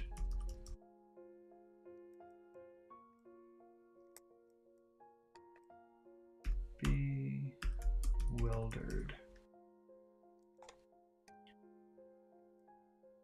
Okay. Bewildered means confused. I don't know what to do. When you're bewildered, you don't know what action to take. And so the mother was, Miss Betsy was, she was too uneasy in herself in front of Miss Betsy, and too subdued, meaning too constrained or restrained, and too bewildered altogether. She was so confused by all of these things happening to observe anything very clearly or to know what to say.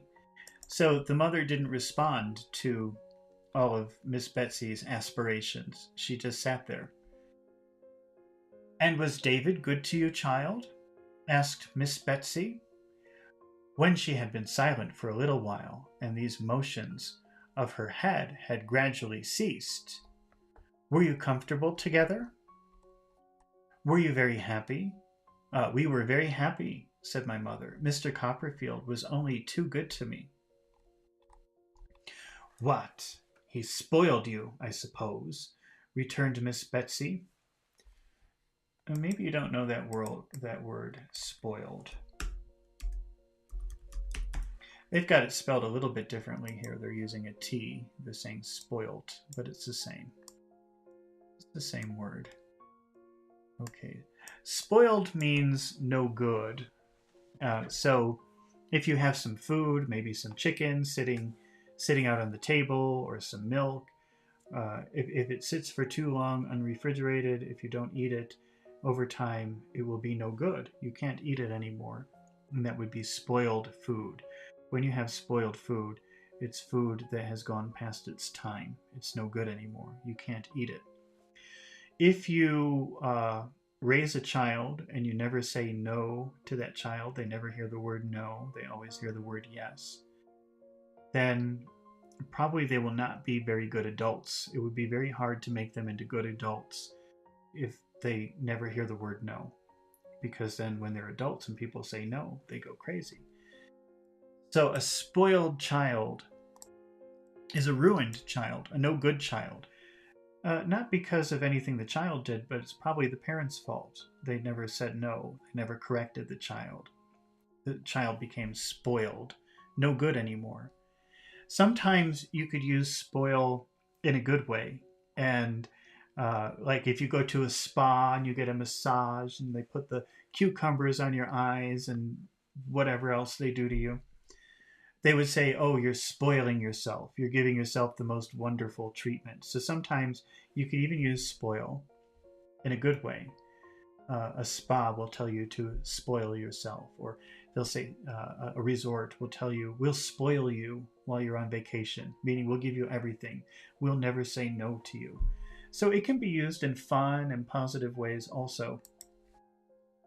So here, Miss Betsy says to the mother, "Oh, what? He spoiled you, I suppose." Is that good or bad? I don't know. But she's saying he gave you everything. He never said no to you, I suppose. Returned Miss Betsy, "For being quite alone and dependent on myself in this rough world again. Yes, I fear he did indeed," sobbed my mother. Let's see. "For being quite alone and dependent on myself in this rough world again. Yes, I fear he did indeed."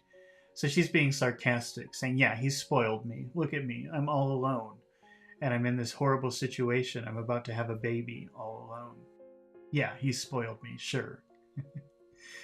Sobbed my mother. Remember, sobbing is is crying, is very strong crying. Well, don't cry, said Miss Betsy. You are not equally matched, child. If any two people can be equally matched. And so I asked the question. You were an orphan, weren't you? Let's see. Again, this is kind of complicated the way it's worded. You were not equally matched, child. If any two people can be equally matched. So she's saying you marrying my nephew was not a good match. It was not equal. So he was here and you were here. So only we just know from age that he was 40 and she was 20. So she could be talking about that, but she might be talking about something else too. You were not equally matched, child. If any two people can be equally matched. So she's saying you weren't equally matched, but I don't know if it's ever possible to equally match people. And so I asked the question. You were an orphan, weren't you? Yes. And a governess? I was a nursery governess in a family where Mr. Copperfield came to visit. So she was like a nurse for the babies of a friend of Mr. Copperfield. Mr. Copperfield was very kind to me and took a great deal of notice of me and paid me a good deal of attention, and at last proposed to me, and I accepted him. And so you were married, said my mother simply. And so we were married, said my mother simply. Ha! Poor baby, mused Miss Betsy, with her frown still bent upon her face. Now this word muse, let's put that up on the screen. To muse. This is not the same as amuse, which means to have fun. But to muse means to think, to consider, to imagine. So here in this line, ha, poor baby. She's thinking about this situation in her head. She's imagining the whole thing in her head. That's why it's mused Miss Betsy with her frown bent on the fire. Poor baby. And she's thinking about all of the things. She's musing over all of the things that must have transpired between her and her nephew. Do you know anything? I beg your pardon, ma'am? Faltered my mother. To falter means to stop. So when he says faltered my mother, the mother is, what? Do you know anything? I beg your pardon? What? Faltered, stopped, paused. About keeping house, for instance. So keeping house means cleaning, buying groceries. If you have servants, how to manage the servants. That's keeping house. Not much, I fear, returned my mother.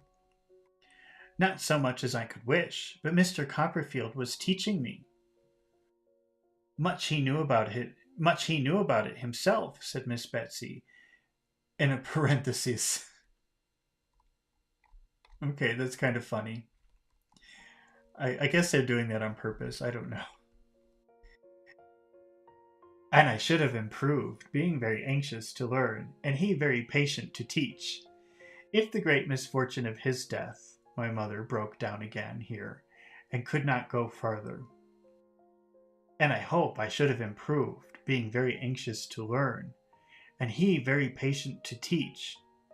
If the great misfortune of his death, and then she started crying again, and couldn't talk any more. Well, well, said Miss Betsy.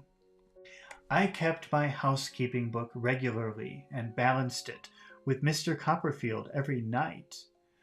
Okay, so Miss Betsy says, well, well. And then the mother says, I kept my housekeeping book. So she had a book, and every time she bought something for the house, food or wine or any kind of expense for the house, she would keep it in the book, because that's what Mr. Copperfield was teaching her, how to keep the accounts of the house. Let's see. I kept my housekeeping book regularly and balanced it with Mr. Copperfield every night. So to balance it means how much did I spend and how much money do I have. That's balancing a book to keep track to see if you're spending too much or not enough. Cried my mother in another burst of distress and breaking down again. To break down. See, again, these phrasal verbs, they always have more than one meaning because you probably have seen this word breakdown, this phrasal verb breakdown, meaning something mechanical doesn't work anymore. My computer broke down, my car broke down. It's very possible that you've seen that. But here, breaking down means crying so much you can't do anything else.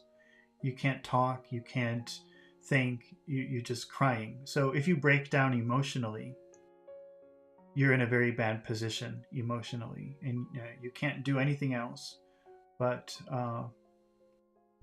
go crazy, basically. Maybe you've heard that expression, a nervous breakdown. So your nerves are attacking you so much that you go crazy and you can't really accomplish anything else. So she says, I kept my housekeeping book regularly and balanced it with Mr. Copperfield every night, cried my mother, in another outburst of distress, and breaking down again.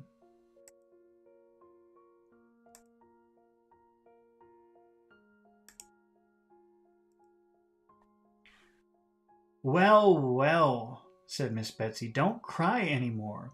And I'm sure we never had a word of difference respecting it, except when Mr. Copperfield objected to my 3s and 5s being too much like each other, or to my putting curly tails on the ends of my 7s and 9s. So the only time that Mr. Copperfield ever criticized her was because her 5s and her 3s looked too similar, and she put little embellishments, little decorations on her numbers. Resumed my mother in another burst, and breaking down again. You'll have to make yourself ill, said Miss Betsy. Why would she say that? You'll have to make yourself ill. Oh, you'll make yourself ill. You'll make yourself sick from all this crying, said Miss Betsy.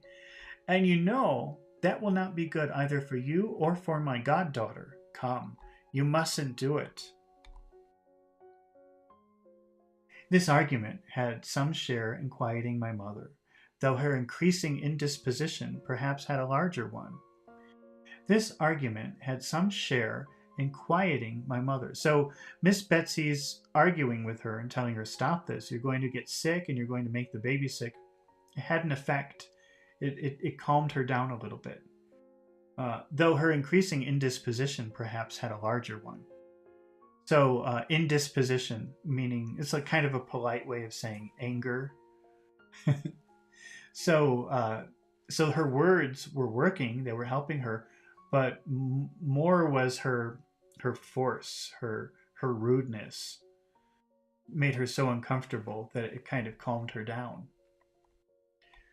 There was an interval of silence, only broken by Miss Betsy's occasionally ejaculating "Ha!" as she sat with her feet upon the fender. David had bought an annuity for himself with his money, I know, said she, by and by. But what did he do for you? Now we've got that word by and by, which I think earlier I told you means later. But what does it mean here? David had bought an annuity for himself. An annuity is when you get paid every year something. So maybe he made some kind of investment where he paid a company and the company agreed, okay, every year we'll pay you this much money, and that's an annuity. So instead of having his money just sit somewhere, it's sitting with an investment company, and each year it pays something for him to live off of. So David had bought an annuity for himself with his money, I know, said she, by and by. What did he do for you? This by and by, I don't know how to... It's kind of like anyway here. David had bought an annuity for himself with his money, I know, said she by and by. I think maybe the best way to think of it is like anyway. What did he do for you? Mr. Copperfield, said my mother, answering with some difficulty, was so considerate and good as to secure a reversion of part of it to me. So he made sure that she would get part of this annuity. How much? Asked Betsy. £105 a year, said my mother. He might have done worse, said my aunt. So apparently that's not too bad for 1840, £100 a year. Because the aunt says, well, it's not too bad, it could be worse. The word was appropriate to the moment. My mother was so much worse that Peggotty, coming in with the tea-board and candles and seeing at a glance how ill she was, as Miss Betsy might have done sooner if there had been light enough, conveyed her upstairs to her own room with all speed, and immediately dispatched Ham Peggotty, her nephew, who had been for some days past secreted in a house unknown to my mother, as a special messenger in the case of an emergency, to fetch the nurse and doctor. Oh boy, okay, this is a little bit long. I'm just going to take a break, and I will be back in just a minute.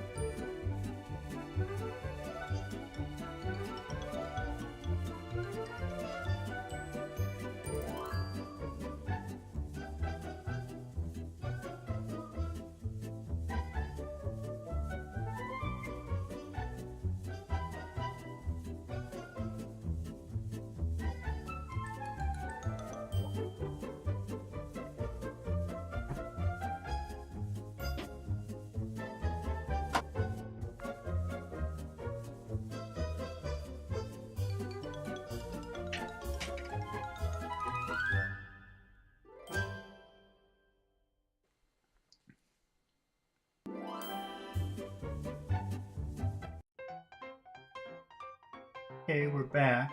That's the wrong music. I don't know why I keep switching to this. Let me find my...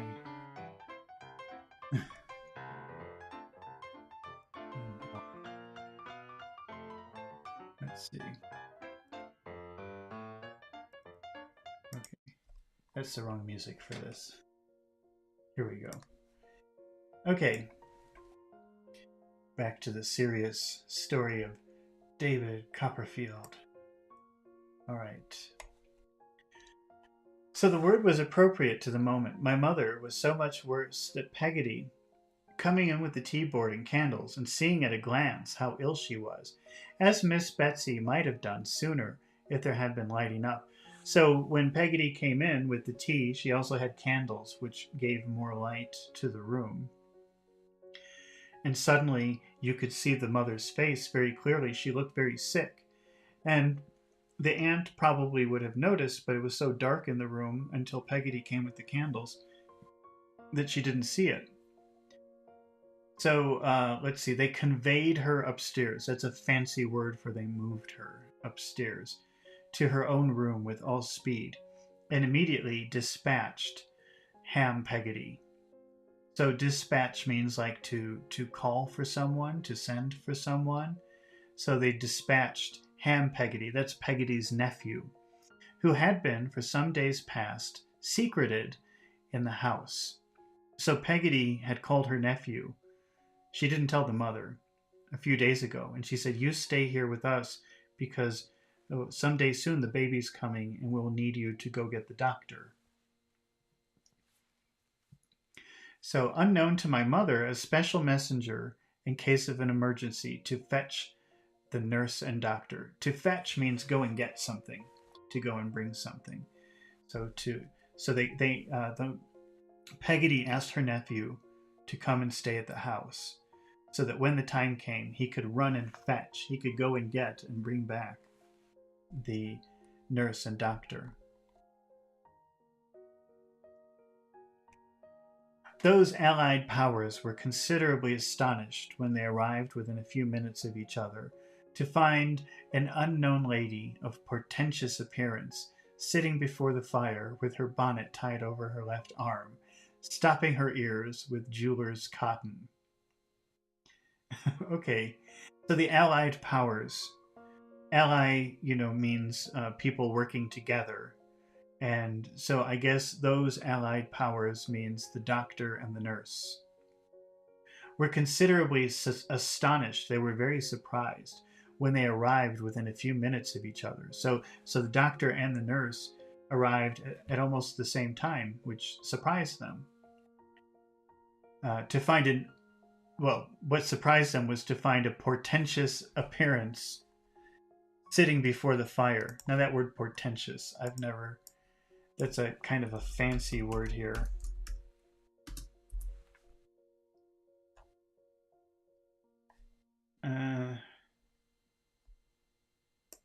Let's say it means impressive in a bad way. But it's not a word that I think you have to know. I've never used that word in my life. Portentous. A lady of portentous appearance, looking very important. Sitting before the fire with her bonnet. A bonnet is a hat. But this bonnet was tied to her arm and stopping her ears with jeweler's cotton. I don't know. Peggotty, knowing nothing about her, and my mother saying nothing about her, she was quite a mystery in the parlor, and the fact of her having a magazine of jeweler's cotton in her pocket and sticking the article in her ears in that way, not to detract from the solemnity of her presence. So Peggotty doesn't understand it either. She's got some cotton and she's putting it in her ears, maybe cleaning her ears, and the servant doesn't know who she is, it's a strange appearance, but yet she looks very regal and dignified. The doctor, having been upstairs and coming down again, and having satisfied himself, I suppose, that there was a probability of this unknown lady and himself having to sit there face to face for some hours, laid himself out to be polite and social. So the doctor didn't know who she was, but he understood that this could take several hours before the baby's ready to come. So they're probably going to be sitting in that room together for several hours. So he tried to be very friendly to her, realizing that they would spend all this time together. He was the meekest of his sex. Now earlier they used that word meek. Remember that it's kind of like a combination of shy and weak and gentle. It's not a bad thing to be meek. But when they say he was the meekest of his sex, so he was a man, but he wasn't a big, strong, intimidating, scary man. He was kind of maybe a small, quiet little man. The next line, the mildest of little men. Mild means like gentle. So he was the meekest of his sex, the mildest of little men. So he was not a very intimidating person. Very quiet, very gentle person. He sidled in and out of the room to take up the less space. So he sometimes would go in the room and sometimes out of the room because he didn't like to take up space in the room. He walked as softly as the ghost in Hamlet, and more slowly. He carried his head on one side, partly in modest deprecation, so down, so his head was like this, of himself, and partly in modest propitiation of everybody else. So his mannerism was kind of like this, down and to the side, to show respect for other people, but also to show that he was a very humble person. It's nothing to say that he hadn't a word to throw at a dog. Okay, it's nothing to say that he hadn't a word to throw at a dog. So, wait, he couldn't have thrown a word at a mad dog. He might have offered him one gently, or half of one, or a fragment, for he spoke as slowly as he walked. So they're saying he's such a quiet person, he wouldn't even talk to a dog. He might have offered him one. Let's see. He couldn't have thrown a word at a mad dog. You know, I guess this expression he couldn't have thrown a word at a dog is probably maybe something that they would have said 150 years ago. Certainly not something I've ever heard now. I can imagine what it means, but I think there's kind of a joke going here, but I don't fully understand it, maybe because this is so old. But he couldn't have thrown a word at a mad dog. Like, maybe if you had like a crazy dog, you would say, go away, but he would never do that. He might have offered him one gently. So that's showing, so you've got a crazy, vicious dog, but the only thing that could come out of his mouth would be some gentle words, or a fragment of one. Not even a complete word, maybe just a little word, because he's so quiet and gentle. For he spoke as slowly as he walked. But he wouldn't have been rude to him, and he couldn't have been quick with him for any earthly consideration. So even at a crazy, vicious, mean, ready to attack dog, he couldn't have been rude to him. He couldn't have said anything bad to that dog. And he couldn't have said anything that he didn't think out very well. So he's quite a character. Mr. Chillip, looking mildly at my aunt with his head on one side and making a little bow, said in an allusion to the jeweler's cotton as he softly touched his left ear, "Some local irritation, ma'am?" So he's wondering, why is she doing that? Local irritation. Is there some little spot bothering her? What? Replied my aunt, pulling the cotton out of one ear like a cork. What? Mr. Chillip was so alarmed by her abruptness, as he told my mother afterwards, that it was a mercy he didn't lose his presence of mind, but he repeated sweetly, "Some local irritation, ma'am?" "Nonsense," replied my aunt, and corked herself again at one blow. So she didn't even, she just put the cotton back in her ear. Mr. Chillip could do nothing after this but sit and look at her feebly. Feeble is a word that means weak. Remember, we use that word meek, which is kind of like weak. Meek isn't, weak is kind of a negative word, but meek is not a negative word. But feeble means weak, and this is another way to describe him. He's weak. He's feeble, very quiet, very gentle. He just looked at her feebly. I don't know how that would look, but something like that. As she sat and looked at the fire until he was called upstairs again. After some quarter of an hour's absence, he returned.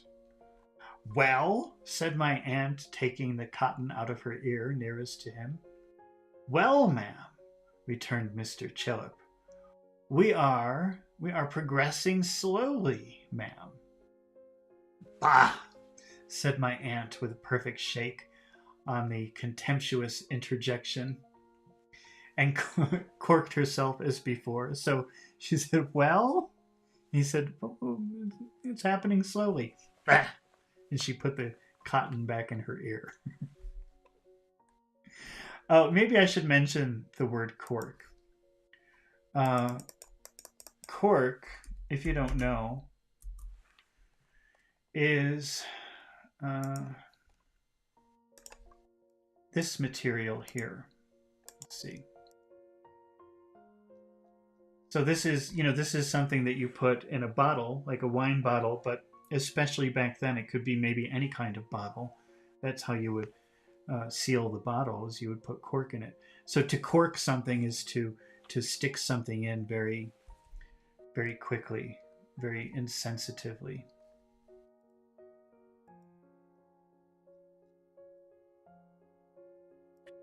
So when he says she corked herself, she put the cotton back in. Really, really, as Mr. Chillip told my mother, he was almost shocked.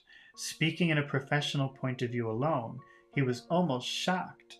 But he sat and looked at her, notwithstanding, for nearly 2 hours as she sat looking at the fire, until he was again called out. After another absence, he again returned. Well, said my aunt, taking the cotton on that side. So she's got, well? Well, ma'am, returned Mr. Chillip, we are progressing slowly, ma'am. Yeah, said my aunt, with such a snarl.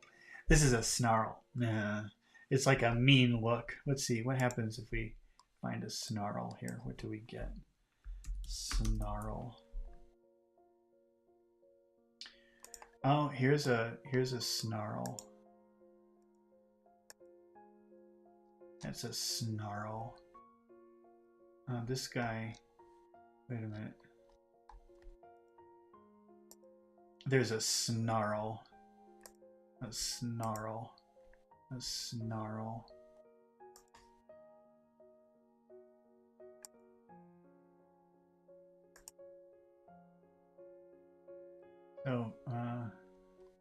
So yeah, my aunt said with such a snarl at him, so she snarled at him, that Mr. Chillip absolutely could not bear it. He could not bear. To bear something means that you can tolerate it, that you can deal with it. But he could not bear it. He could not tolerate it.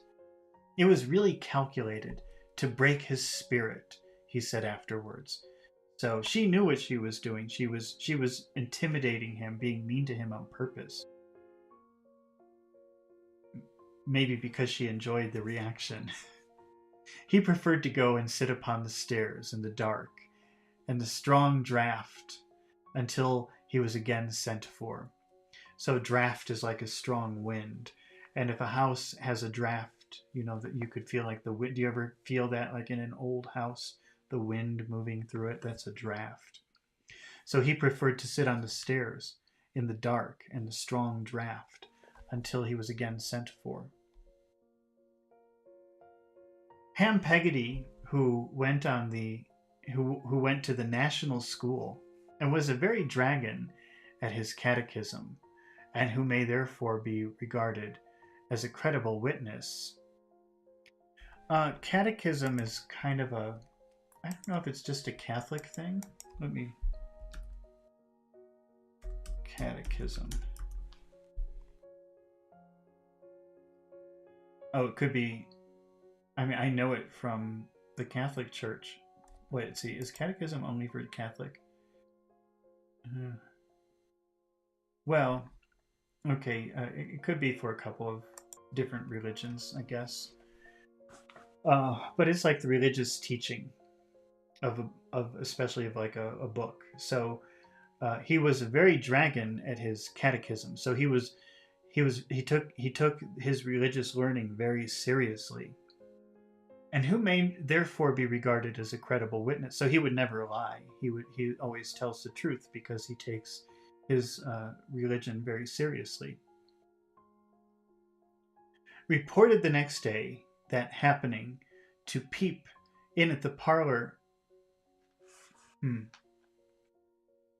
who may therefore be regarded as a credible witness, reported next day that happening to peep in at the parlor door an hour after this, he instantly described by Miss Betsy, then walking to and fro in a state of agitation, and pounced upon before he could make his escape. Wait a minute. There's a lot going on in this sentence. Okay, so Ham, Peggotty's nephew, who you have to believe because he takes his religion very seriously, he would never tell a lie, happened to peep in at the parlor door. So to peep, peeping is like looking, but peeping is kind of like, looking like this. So he wasn't supposed to be watching, but he happened to see a little bit. He peeped in at the parlor door an hour after this, and he was instantly decried by Miss Betsy. So when you decry something, you say, "What are you doing?" Then walking to and fro. Walking to and fro means like walking this way and then walking that way and then going back and forth from one direction to the other. That's walking to and fro. In a state of agitation. Agitation means like nervous energy. Like it could be anger. It could be any kind of nervous feeling. Any kind of high, tense, nervous feeling. And pounced upon before he could make his escape. So pouncing is like jumping, like an animal attacking. So it's not clear who he's talking about here. Is he talking about the doctor or himself? Did Miss Betsy pounce upon him? Did she attack him? Or did she attack the doctor? That there were now occasional sounds of feet and voices overhead, which he inferred the cotton did not exclude. So Ham, the nephew, I guess Miss Betsy noticed him peeping in, and she went after him. She said, "Hey, you!" But using this pounce, it sounds like an animal attacking an innocent animal, a vicious animal attacking an innocent animal. Because even she could hear, even through her cotton, she could hear a lot of activity upstairs.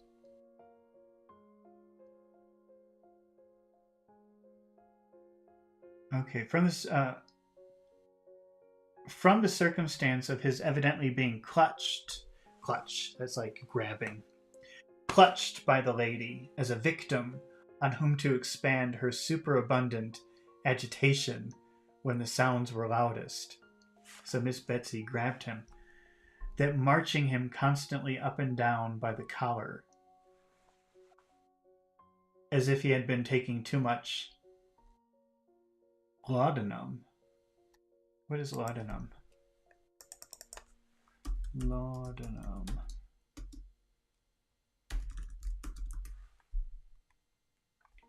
An alcoholic solution containing morphine prepared from opium. So she was dragging him back and forth as if he were on drugs. That's my interpretation. I don't know if that's really what he's saying, but that's. Let me fix my camera here. Just a second.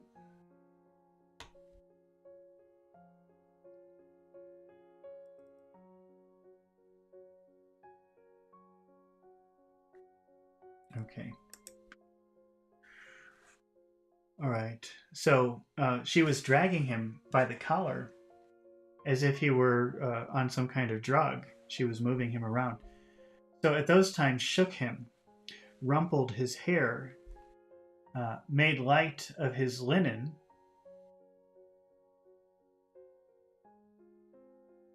To me, that means like she was joking about it, like she was ridiculing his clothes. Like, what is this shirt? I don't know if that's what he means, but that's how I interpret it. Stopped his ears as if she confounded them with her own, and otherwise tuzzled and maltreated him. Oh, so she was really abusing this poor nephew. This in part confirmed by his aunt, who saw him at 12:30 soon after his release, and affirmed that he was then as red as I was. So she was like physically abusing him. The mild Mr. Chillip could not possibly bear malice at such a time, if at any time. Malice means a feeling of doing bad. So the mild Mr. Chillip, mild, again, that means like gentle or soft, could not possibly bear malice at such a time, if at any. So I guess that means that he forgave her, or he didn't feel bad. He didn't think bad things about her even after she did those things. He sidled into the parlor as soon as he was at liberty, and said to my aunt in his meekest manner, "Well, ma'am, I'm happy to congratulate you." "What upon?" said my aunt sharply. Mr. Chillip was fluttered again by the extreme severity of my aunt's manner. So he made her little bow and gave her a little smile to mollify her. I mean, there's some words in here I'm sure you don't know, but they're not exactly words that you need to know that you'll ever use. So let's just keep going until we find something more useful. "Mercy on the man, what's he doing?" cried my aunt impatiently. "Can't he speak?" "Be calm, my dear ma'am," said Mr. Chillip in his softest accents. "There's no longer any occasion for uneasiness, ma'am. Be calm." So he's saying, stop it. There's no more reason to be excited. Everything's finished. Calm down. It has since been considered almost a miracle that my aunt didn't shake him and shake what he had to say out of him. So shake him. Tell me what's going on. Shake it out of him. But in any way, that made him quail. She only shook her head at him. But in any way, that made him quail. Well, I don't know what that word quail means. Quail.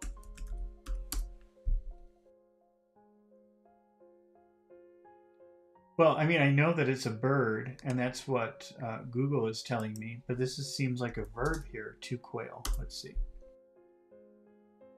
No, Google doesn't even give me anything for that. I'm not really sure what's meant by this.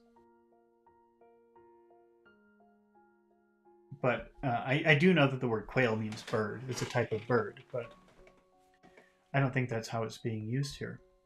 Oh well. We don't have to worry too much about that word. "Well, ma'am," resumed Mr. Chillip, as soon as he had the courage, "I am happy to congratulate you. All is now over, ma'am, and well over." During the 5 minutes or so that Mr. Chillip devoted to the delivery of his oration, my aunt eyed him narrowly. So these would be big eyes, but narrow eyes.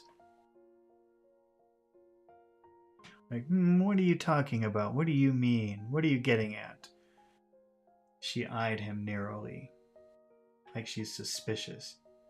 "How is she?" said my aunt, folding her arms with her bonnet still tied to one of them. "Well, ma'am." "She will soon be quite comfortable, I hope," returned Mr. Chillip. "Quite as comfortable as we can expect a young mother to be under these melancholy wait, is that domestic? I don't know if that's a C. Probably it's a C. It should be a C. Oh, let's say it's domestic. Funnier if it's domestio, but I don't think it is. Domestic circumstances. There cannot be any objection to your seeing her presently, ma'am. May do her good." "And she, how is she?" said my aunt sharply. Mr. Chillip laid his head a little more on one side and looked at my aunt like an amiable bird, like a friendly bird. Amiable means friendly. "The baby," said my aunt. "How is she?" "Ma'am," returned Mr. Chillip, "I apprehended you had known it's a boy." My aunt never said a word, but looked at her bonnet by the strings in the manner of a sling, aimed a blow at Mr. Chillip's head with it, put it on bent, so she tried to hit him with her bonnet, then put it on her head, and walked out and never came back. She vanished like a discontented fairy.